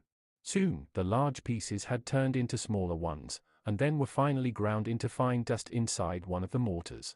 The stone dust was then mixed with the strange liquid stored inside the ceramic vessels, some of which turned out to be blood. Hopefully, that of nightmare creatures. By the time they emerged from the cargo hold, Nephis was running out of essence, and the chain breaker was growing more and more unstable. Cassie hesitated for a moment, then pointed to the stern. "Go. Help Neph." Sunny nodded and used Shadow Step to appear by Neph's side. Using his ability to see in the dark, he helped her guide the flying vessel into a spiraling descent. Nephis steered the ship, while Sunny played the role of a navigator. Cassie, meanwhile, crawled along the grooves carved into the deck of the chain breaker, feverishly drawing runes on the ancient wood. Essence poured out of her, making the runes glimmer slightly before being absorbed into the deck. The sorceress ink created from the dust of the black stone disappeared without leaving a trace. Jet and Effie were helping her by carrying the amphorae containing ink and handing her brushes. Each one only lasted a dozen seconds or so, gradually dissolving into thin air. The flight of the chain breaker turned more and more unstable. Eventually, Nephis gritted her teeth and slumped slightly, the runic circle surrounding her growing dim. The flying ship shuddered. With no more sorcery supporting it, it glided through the darkness, carried only by inertia and the wind pressure, which created a lifting force under the horizontal sails. Neph continued to hold the oars, trying her best to keep the chain breaker from plummeting into an uncontrollable fall. Standing by her side, Sunny uttered a silent curse. Which idiot thought that this was a good idea? Oh, it was him. He had thought so. The ancient vessel descended into the darkness, its speed increasing at a frightening rate. The angle of their descent was increasing, as well, slowly approaching the point where it would turn into a fatal nosedive. Some distance away, near the sacred tree, Cassie threw the remains of another dissolved brush away and raised a hand to receive a new one. Patches of skin on her delicate hands had begun dissolving as well, and fresh blood mixed with the sorceress ink. "Are we going to have to abandon the ship?" Sunny had the dark wing and the heavenly burden in his soul arsenal. He could also temporarily turn into a crow. The other members of the cohort had their own memories to help them, if not fly, then at least glide. Theoretically, they could continue the descent using those. But somehow, he did not think that they would survive the depths of the great river without the impregnable hull of the chain breaker. The ancient vessel shuddered once again. And then, the darkness was suddenly dispelled by a soft radiance. Raising his head, Sunny watched the sacred tree in stunned silence. Its leaves were shining with a pure, beautiful light. At the same time, the runic circle surrounding Nephis ignited once more, and their flight turned as smooth as it had been before, much smoother, even. Bathed in the radiance of the sacred tree, Cassie let out a tired sigh and slumped on the deck. Finally, the enchantment circuit of the chain breaker had been fully restored. Chapter 1482 Third Way. Illuminated by the gentle light of the sacred tree, the chain breaker was flying through the darkness. It moved in a wide spiral, descending lower and lower into the abyssal darkness with each spin. Around it, the moving walls of the dark tunnel were twisting and turning as the water comprising them revolved at a dreadful speed. Now that Cassie had repaired the enchantment circuit of the ancient vessel, the immediate crisis was resolved. The members of the cohort finally received a chance to catch their breaths. The events of the past day had simply been too overwhelming. The destruction of the island had followed immediately after the battle with undying slaughter, and so, everyone was exhausted. They simply dropped to the deck, praying that nothing terrible happened in the next few hours, minutes, even, at least. Sunny temporarily took the steering oars, allowing Nephis to heal Cassie's mangled hands. After that, everyone remained near the runic circle, looking into the darkness. Where do you think the vortex leads? Effie's voice sounded a bit stifled. He lingered for a moment, then sighed. I don't really know. All I know is that someone passed through it and survived, in the past. Granted, that person was of the supreme rank. Sunny paused for a moment and added, his voice somber. It might be the inner wall of the pyramid. In any case, we shall see. After that, he glanced at Cassie. Now that they had been granted a moment to compose themselves, his curiosity was tingling. By the way, why did you need that piece of rock to repair the ship? The others seemed curious, too. The blind girl hesitated for a bit, then explained. I guess, imagine a locked door. There are a few ways to get on the other side of the door. The simplest is to use a key, provided you have one. In this case, the key would have been the detailed knowledge of the original enchantment of the chain breaker. I do know a few things about it, but not enough. She pointed to the runic circle, which glimmered faintly in the darkness.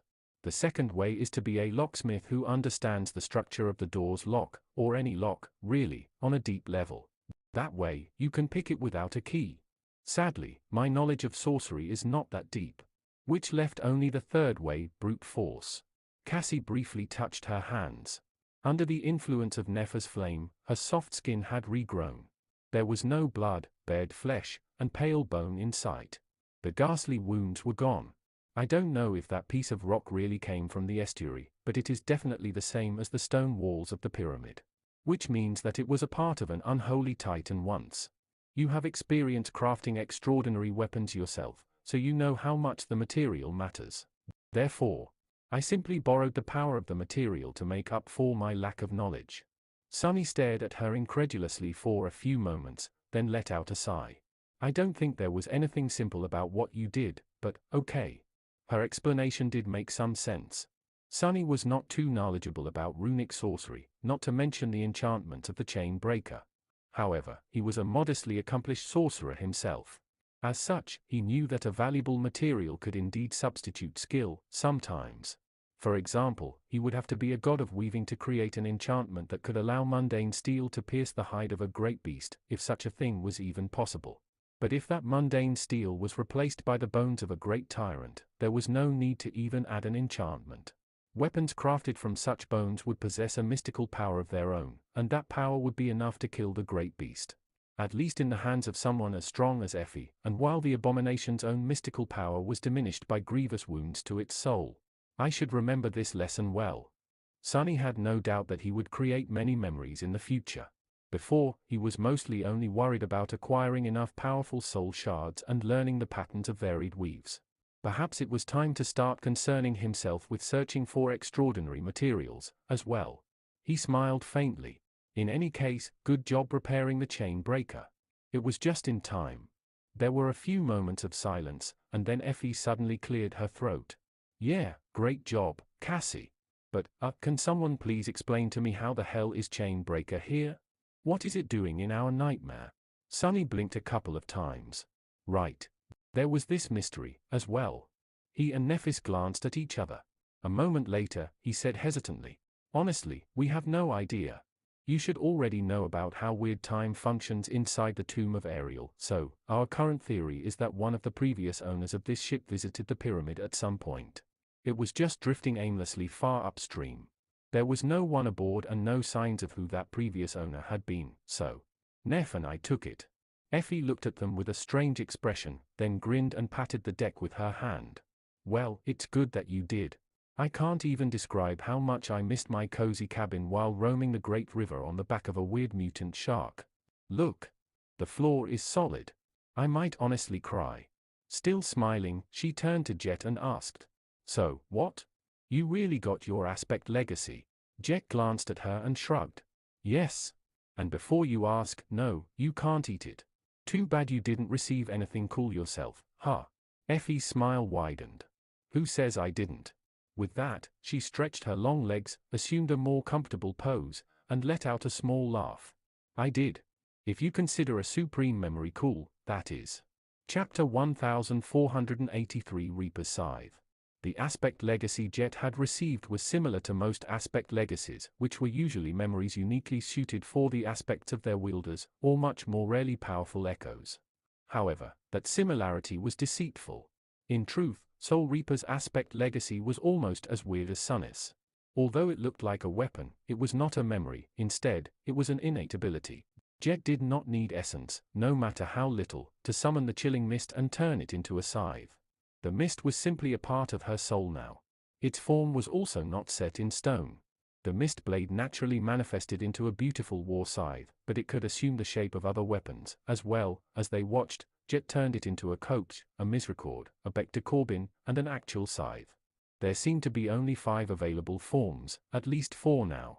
All 5 shapes were that of a weapon, and that weapon was soulbound, but not in the way that Sunnis Marble Shell was soulbound.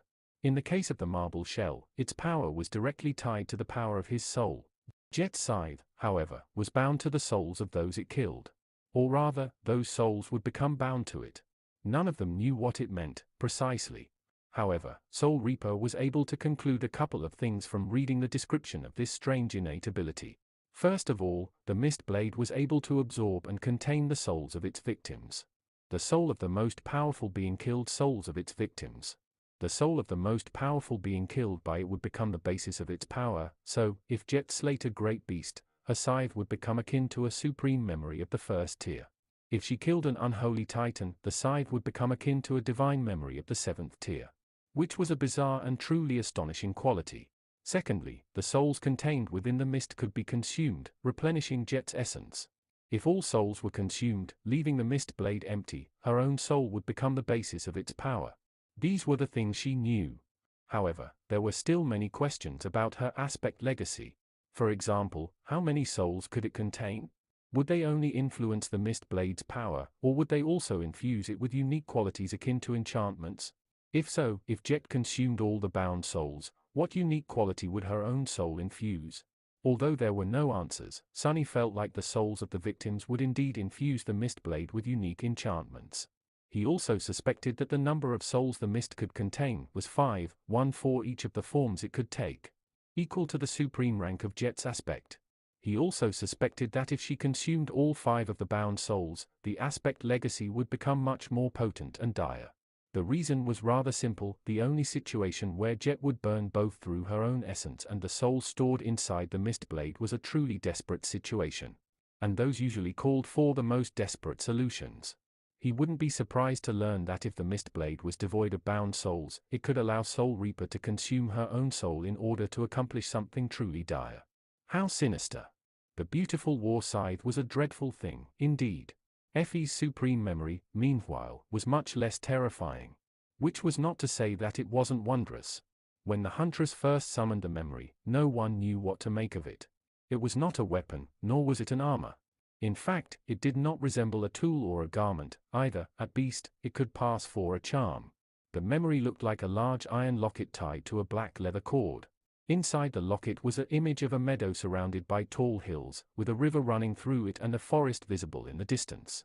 A black dog was resting in the shade of a tall tree. The drawing was simple and crude, as if made by a child.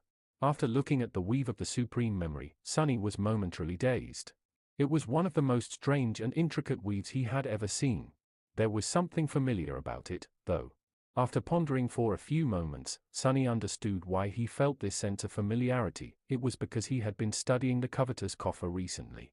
And some parts of this startling new weave bore a distant resemblance to a few elements of what he had been staring at for the better part of the past week. Effie confirmed his guess. The iron locket was a spatial storage memory. However, it was entirely different from the coffer. That was because, unlike his toothy chest, the locket could store living beings. Sunny was really surprised to hear that, but the vigorous huntress simply grinned and promptly demonstrated what she meant. Before he knew it, the abyssal darkness of the vortex and the softly illuminated deck of the chain breaker disappeared. Instead, he was blinded by bright sunlight. When Sunny was able to see again, he found himself standing on a green meadow. There were tall hills in the distance, a forest to his right, and a river to his left. The only thing missing was a black dog. For a few moments, he felt confused at the fact that there was only one sun in the sky. Where did the other 6 go? Then, Sunny realized where he was and almost jumped in surprise. He was just about to send his shadows to explore when Effie retrieved him from the dog locket. Suddenly, he was back on the deck of the chain breaker. The huntress looked really curious. "Oh, I see that you are alive. Good. Did it work?" Sunny stared at her in outrage. What? You weren't certain it would?" Effie coughed. "This is the first time I summoned the locket, so how would I know?" "Well, I was mostly certain." "Yeah, definitely." He shook his head in exasperation and took a deep breath. "Yes, it worked." Sunny described what he had experienced. After a bit of exploration, they discovered that the space contained within the locket was not too big. It was about 3 kilometers across, encompassing the meadow, several hills, a part of the forest, and the river. Beyond the boundary, the world turned into a crude painting, and it was impossible to move further. Nevertheless, living beings could indeed be stored in that space. There was even water for them to drink and berries for them to gather in the forest. Needless to say, such a space could be extremely useful. Sunny had never seen such a bizarre memory. Wow! Supreme memories are really on another level. The Crown of Twilight was already mind-boggling enough, but Effie's locket took the prize. Although it was not nearly as powerful as Daeron's crown, just in terms of uniqueness, it was far ahead. What a great prize! After taking a short rest, the cohort concentrated on traveling deeper into the abyssal tunnel. Chapter 1484 Radiant Depths. Surrounded by darkness, the chain breaker continued to travel down the twisting underwater tunnel. Cassie had taken up the steering oars, which alleviated some of Sunny's nervousness. While she was the most experienced helmsman among them, he barely knew what he was doing. So, the chances of the flying ship colliding with the walls of the tunnel and being torn apart by the water current were reduced by a lot with the blind seer at the helm. Still, no one knew what waited for them in the depths of the great river. They were nervous, apprehensive, and full of grim anticipation. The cohort rested, consumed a hearty meal, and went about repairing the slight damage dealt to the flying ship by its crash landing on Alethia's island. The enchanted hull weathered the rough landing well, only receiving a few shallow scrapes. However, there were more delicate parts of the ship that had to be mended or replaced. Sunny, Nephis, Jet, and Effie were not carpenters or builders, but their skill was enough for the task. After all, Sunny was a specialist in wilderness survival, while Nephis had been able to build boats all the way back on the Forgotten Shore. Effie had the experience of surviving in the Dark City for years, while Jet was Jet. She was somehow capable of doing anything that needed to be done. Later, they gathered on the deck and silently observed the darkness below. After a while, Sunny grew bored and summoned the Covetous Coffer. Borrowing Effie's locket, he began comparing the two weaves with each other. He was very curious to see if he could make the storage inside the coffer habitable, as well. For now, it seemed incredibly far-fetched. But then again, many of the things he had accomplished seemed far-fetched once. If he was not capable of doing something today, he might be able to do it in the future. Becoming a competent sorcerer was a gradual process. Time slowly passed. And as it did, the depths of the great river slowly changed. It was not something that they could see or hear, but more of a vague, eerie, oppressive feeling. Although the chain breaker was surrounded by water and had descended deep below the surface of the river by now, none of them could perceive what hid beyond the spinning walls of the twisting tunnel. However, it seemed as if the absolute darkness that surrounded them was somehow growing darker and darker with each hour that passed. Sunny felt a sense of immense threat. Cassie was pale, as well.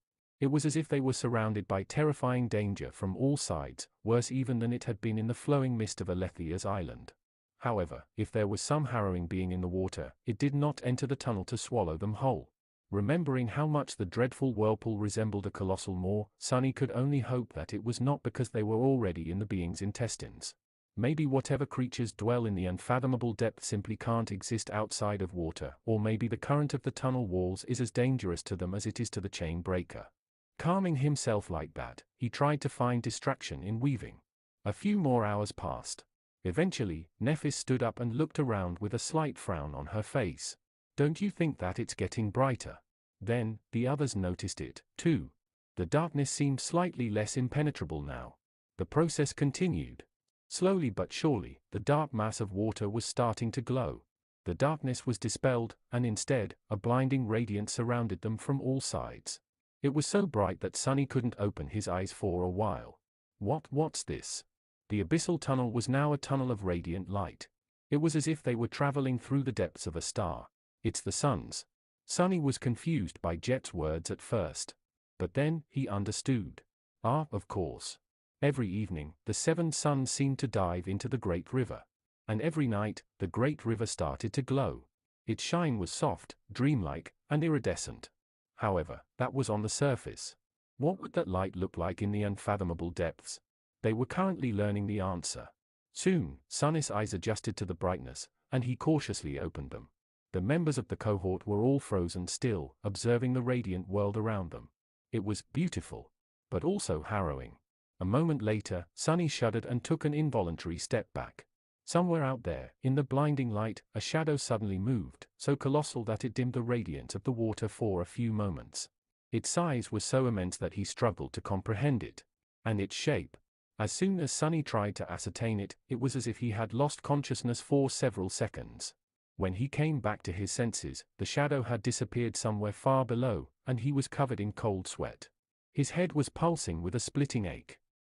That thing, how far away was it? What was it? He looked at the members of the cohort and found them in a similar state to his. Especially Cassie, who was blind, but also saw much more than anyone else. Then, the brightness of the water changed once again as another inconceivable shadow moved through its radiant mass, far in the distance. He shivered. "Go inside." Cassie's voice was hoarse. Lowering her head, she sighed and repeated herself. "Go inside. Don't return until it's dark again. It's not good for you to stay here." Nephis looked at her for a moment, then frowned. "What about you? We won't leave you alone." The blind girl shook her head. "I'll be fine. I won't be able to see anything if you leave, anyway. Most importantly," she shivered slightly, "nothing will be able to gaze back at me. Go." Sunny knew all too well that some nightmare creatures felt when someone was looking at them. That was why people had to be careful where they turned their eyes in the dream realm, especially in those regions of it where true horrors dwelled. That was why he did not try to dissuade Cassie and silently pulled Nephis toward the entrance to the lower decks. He recalled his shadows, as well. Jet and Effie followed.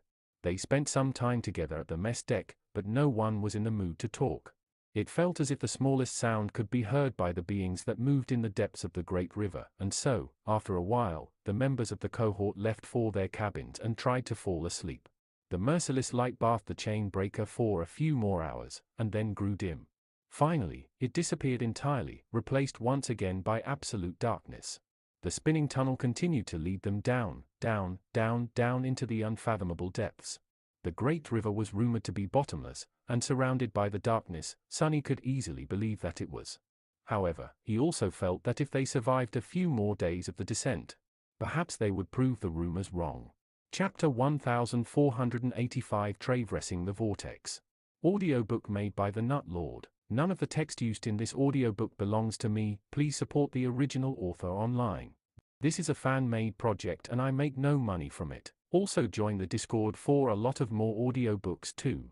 Traveling through the twisting underwater tunnel was a constant struggle, but, strangely enough, it was mostly safe. Just as Windflower had said, as long as the chain breaker did not touch the water, there was little inside the vortex that could threaten them. If the flying ship did touch the spinning walls of the tunnel, though, death was all but guaranteed, not only because of the terrible current and the obliterating pressure, but also because causing even the smallest ripple was going to alert the harrowing beings dwelling in the unfathomable depth of the great river of their presence. Staying away from the walls was not challenging at first, but the deeper they descended, the more perilous that situation became. The tunnel grew narrower, while its twists became more frequent and steep with each passing day. Sometimes, it bent so much that the chain breaker flew forward for a while instead of continuously descending. It was as though they were really traveling through the intestines of an unimaginable beast. Worse of all was the fact that the tunnel was not static. It constantly moved, undulating, making it seem as though the walls of spinning water were pursuing the graceful ship. Perhaps they were. Sometimes, the water was shrouded in abyssal darkness. Sometimes, it shone with blinding light. Nephis steered the ship in the darkness, but when the depths of the great river ignited with beautiful radiance, Cassie had to take the oars. The rest of them were forced to escape to the interior of the flying vessel, leaving her to face the harrowing shapes moving through the radiant water alone. Anyone would have been shaken and mentally strained by having to endure the horror and pressure of those terrible creatures in solitude. Despite that, Cassie remained calm and seemingly unperturbed. Sunny did not know if that was a good sign or not.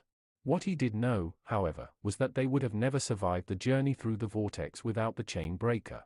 They would have been long swallowed by the great river if Cassie had not repaired the enchantment circuit, as well. As it was, Sunny felt that they would, perhaps, make it to the other side of the vortex unscathed. Days passed in tense silence. The deeper they descended, the more palpable the pressure assaulting their minds was. The abyssal darkness was suffocating, and the radiant light was dreadful. More than that, at some point, the world itself became strange, playing tricks with their minds. Time was growing convoluted and elusive, as if it, too, was being crushed by the oppressive weight of the water surrounding them. Sunny and Nephis, who had already experienced something similar in the time storm, were less affected by this strangeness than the other members of the cohort.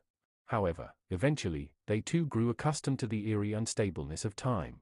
With time, space had also become unreliable. At first, Sunny thought that it was the chain breaker's flight that had lost its smoothness, making the flying ship shake and shudder from time to time. Sometimes, it would jerk, and sometimes, it would sway. But then, he realized that it was the fabric of reality itself that had become twisted. He understood it while carrying a cup of tea, brewed with the invigorating water of the endless spring, to Nephis. Usually, a walk from the lower deck entrance to the stern would have taken him less than a minute, and a few dozen steps. However, this time, Sunny counted at least several hundred steps before reaching the runic circle. The tea he was carrying was still hot and steaming, though. That is, not good. He stared at the teacup in his hand, then at Nephis, who was steering the ship without seemingly having noticed anything strange. What if it was not the deck that had been stretched like a rubber band, but one of us? What if the space between the ship and the walls of the tunnel suddenly contracted? Suddenly, the surrounding darkness seemed much more terrifying. But there was nothing any of them could do about it. Worrying about being torn apart by fractured space was not going to do him any good, either. So, Sunny distracted himself by concentrating on weaving. After around 7 cycles of darkness and light, he couldn't tell exactly how many because of how strange time had become, he successfully altered the capacious chest enchantment of the covetous coffer to allow it to store living beings. He had not copied the weave of a supreme memory, but rather borrowed a few elements from it. Sadly, it was a futile effort. Sunny might have changed the weave of the enchantment to remove the limitation on inanimate objects, but he was nowhere near knowing how to integrate a livable space into the chest storage space. There was no meadow, no forest, and no river inside of it. Which meant that there was also no light, no water, and no air there. There was nothing at all. So, unless he wanted a living being to suffocate to death, placing them inside was out of the question. Theoretically, he was able to hide his shadows in the covetous coffer now, since they did not need to breathe. However, Sunny struggled to imagine why he would want to do such a thing. Maybe to punish them for misbehaving. He did not share these thoughts with the shadows, but they still started to avoid the toothy chest, for some reason. Time slowly passed. Or, maybe, it was passing quickly. All Sunny knew was that the depths of the great river seemed more and more dreadful each time he looked into the abyssal darkness. Even Cassie was starting to look unnerved. The tunnel was not getting narrower anymore. However, its twists and turns were becoming wilder. And then, one day, the chain breaker seemed to stop. Sunny was startled as the familiar feeling of motion completely disappeared. Standing up from where he was sitting, he noticed the other members of the cohort looking perplexed. Then, he heard Nefer's stifled yelp. Looking at the stern, he saw her gripping the steering oar so hard that her hands had turned white. She was moving both oars in a strange manner, not slowly and smoothly, like usual, but instead forcefully and with a sense of urgency. What the hell? Why was Nephis even moving the oars if they were standing still? Looking at the walls of the tunnel, Sunny flinched. The walls had turned into a blur. The chain breaker was frozen in place, but the tunnel itself was flying past it at tremendous speed. The twists and turns that Nephis had been cautiously navigating were now flashing past them, forcing her to steer the ship as fast as she could, and much faster than that, even if they wanted to survive. Doesn't make any sense. Sunny was confused for a moment. How could the flying ship both remain in place and be steered around the bends of the tunnel? It was as if the world itself was being spun and moved by Nefer's hands. But then again, when was the last time the world made any sense? Perhaps the static position of the chain breaker was simply a matter of perspective. Perhaps they were simply being carried by some unfathomable, eerie force. What did it matter? The only thing that mattered was for Nephis to guide them through the swiftly moving tunnel. And she did. Completely focused, she guided the chain breaker, not allowing the water to swallow it. A minute passed, then another, then an eternity. Suddenly, the tunnel disappeared. Something flashed, blinding Sunny, and was then replaced by darkness. He could feel motion once again. In fact, he could feel a lot of motion. It was as if the chain breaker had been shot from a catapult. Their speed was so dreadful that he was instantly blown back a dozen meters, and only managed to remain on the ship by clutching at the railing. Damn! Sunny felt a tremendous force pushing him back, and a hurricane wind crashing into him with primal fury. All he could do was grit his teeth and hold on for his dear life. Slowly, their speed decreased. Nephis, who had been pressed into the apluster, pushed one of the oars and rolled the ship. It was only then that Sunny realized that the chain breaker had been flying upside down. As the flying ship revolved around its axis, Sunny fell on the deck and weakly picked himself up. It seemed that they had escaped the vortex. Chapter 1486 Colorful Ribbon. The chain breaker was still flying at high speed in the direction it had been expelled from the vortex. Thankfully, Nephis had rolled the ship in time, preventing the members of the cohort from plummeting down, but Sunny was still pressed into the deck, struggling to stand up. The world was dark, with only the soft glow of the sacred tree illuminating it. Finally, he rose to his feet, swayed slightly, and called out in a stifled voice. Is everyone alive? He could see Nephis nearby. She was safe. Looking across the deck, he noticed Effie leaning on the sacred tree, a startled expression on her face. Luckily, the huntress did not look injured. Jet was a bit further away. It seemed that she had used the fifth form of her mist blade, the scythe, as a hook to keep herself in place. Her icy blue eyes were alert and focused. Cassie had been sleeping in her cabin when the strange event happened, so she was definitely fine. The blind girl might have suffered a few bruises, but she wouldn't have been thrown overboard. I'm fine. Alive is a strong word. Hearing Effie and Jet answer his question, Sunny let out a relieved sigh. Almost at the same time, Cassie appeared from below the deck, looking a bit haggard. With each member of the cohort accounted for, he relaxed a little. They seemed to have escaped the dreadful whirlpool. At least it looked that way. The twisting tunnel was gone, replaced by a vast empty space. The oppressive feeling Sunny had felt in the depths of the great river was gone, too, and time seemed to be flowing naturally as well. Space, however. Space was a bit strange. Sunny struggled to describe the wrongness he felt, but it was definitely there. Humans, after all, were not meant to perceive the fabric of space. Why would they, considering that it was meant to be constant and immutable? But many immutable concepts had become vague with the descent of the spell. Especially here in the tomb of Ariel, many things that he had considered absolute had proven to be less than reliable. The existence of the tomb was in and of itself a paradox, considering that it contained an entire world. Nevertheless, even though Sunny could not perceive the fabric of space, he could still sense that something was wrong with it. He just could not explain what. What is going on? No, first, where are we? There was no sound of the water splashing against the hull of the chain breaker, no sunlight, no glow that suffused the great river at night. There was only darkness, silence, and wind. Frowning, Sunny glanced at Nephis. She was still holding the steering oars, but at the moment, there was nothing for her to do. The ship was still flying, rising, due to inertia, and it was impossible to control it until that inertia dissipated. He studied her face, making sure that Nephis was all right, and then looked behind her. There was nothing there, only a vast, boundless darkness. The wind played with her beautiful silver hair. Neph looked at him, too. She hesitated for a few moments, then said cautiously, "I think we have left the vortex." That was self-evident. No, actually, it was not. Nobody knew what was at the heart of the great river, so there could very well be a vast empty space inside it. However, somehow, Sunny did not feel as if they were buried under an inconceivable mass of flowing water. So, what then? Had they reached the bottom of the great river? If so, then why had they been thrown up instead of being thrown down? In fact, the chain breaker was still rising, even though the speed of its ascent was growing slower and slower with each second. What the hell happened? Nephis looked uncertain. She frowned, struggling to find an answer, and eventually said with no confidence in her tone, "I'm not sure. It felt as if we had crossed a boundary of some sort. You saw what happened next yourself." She wanted to say something else, but then suddenly froze. A few moments later, her eyes widened a little. Nephis raised a hand and pointed at something. "Sunny, behind you." Sunny knew that there was nothing immediately behind him, otherwise, he would have felt it through shadow sense. Frowning, he turned around and looked into the darkness beyond. It was just as empty as what he had seen before, but when he shifted his gaze lower, Sunny grew still. What am I looking at? There was nothing behind Nephis. But in the direction where he was currently looking, something floated in the darkness. It was like a colorful ribbon painted in lilac, azure, and crimson, with parts of it drowning in shadows. 7 small motes of light slowly moved through the darkness around it, making for a beautiful sight. The ribbon created a circle, its surface twisted on itself like a ambiguous strip. It took Sunny a few moments to realize what the ribbon was.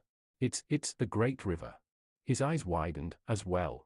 Because there was nothing but emptiness between the chain breaker and the colorful ribbon, it was all but impossible to determine distance, and therefore scale.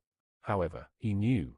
Lilac, azure, and crimson were the 3 regions of the great river: dawn, day, and dusk. The 7 little motes of light were the 7 suns. The areas of the ribbon where the light of the suns did not reach were shrouded in shadows. However, at least one sun was always on the opposite side of the ribbon, its light penetrating the mass of water and making the water glow.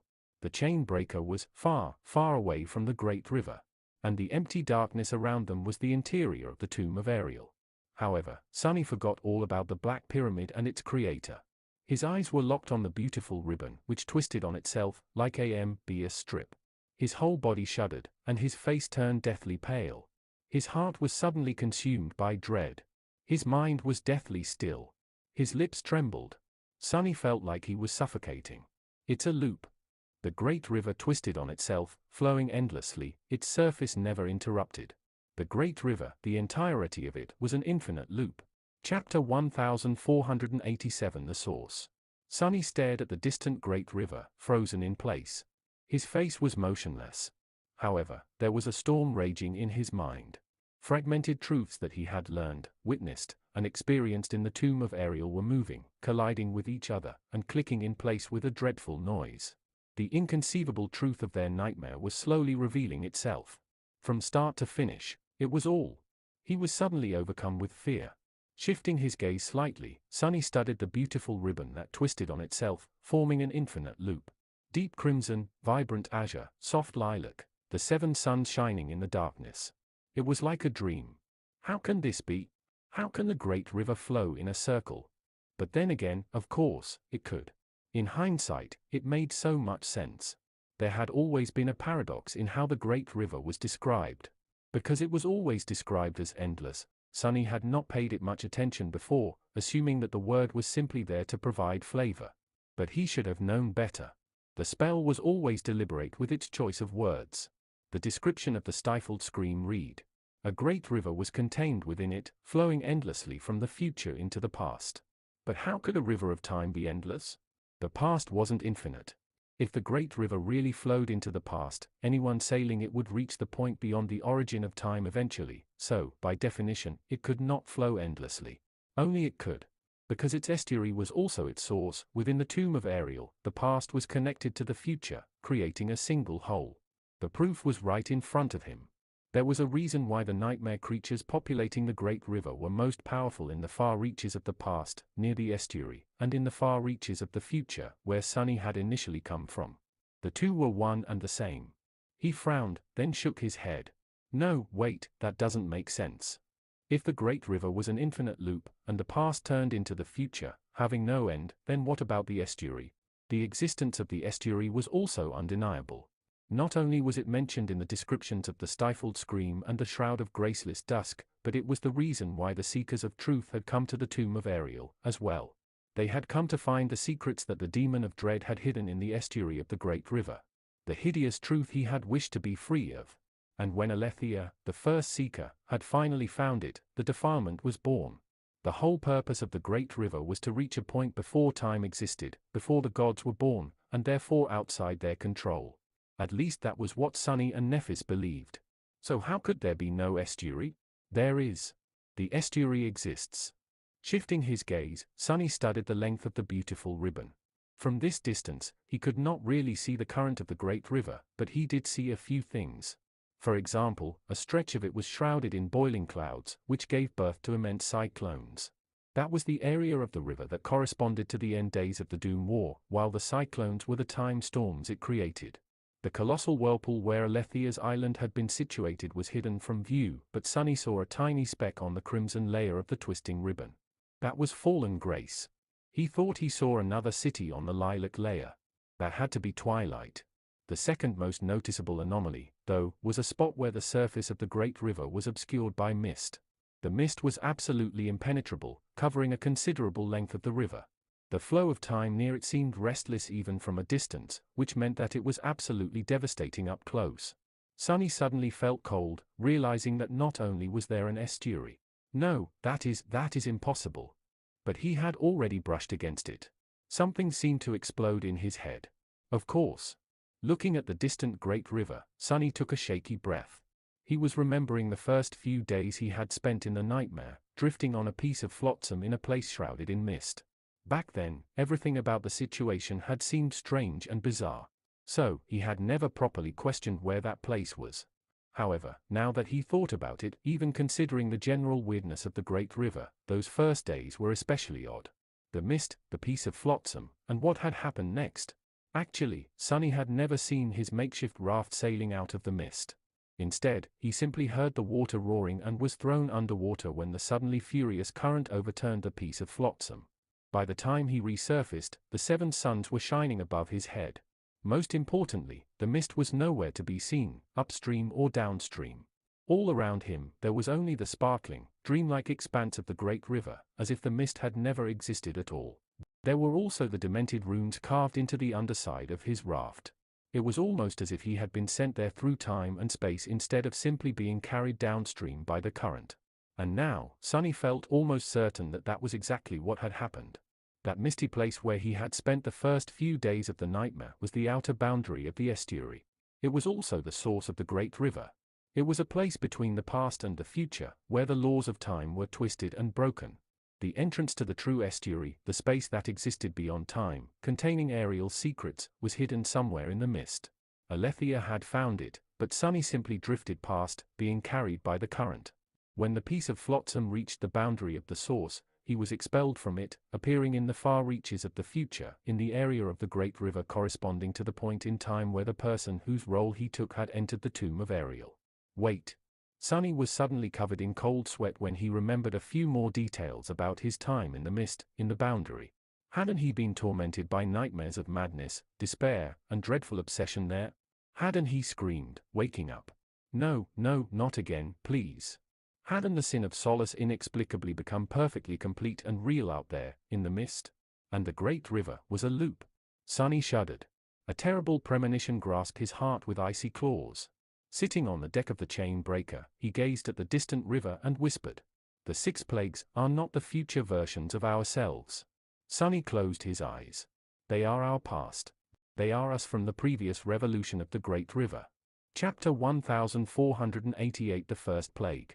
Sunny felt a headache approaching. Something was very wrong here. How could the 6 plagues exist? The Great River was a time loop, just like Alethea's Island had been, but also different. On Alethea's Island, time moved in a circle. A single day endlessly repeated itself, and a new cycle started each time that day ended. The Great River, however, was a bizarre place where time and space were one and the same. It flowed from the future into the past, and so, those who traveled it were also traveling across time. The cycles of the Great River did not start once a certain period of time passed. They were both a measure of time and a measure of space. To reach a new revolution, a person had to do the switch.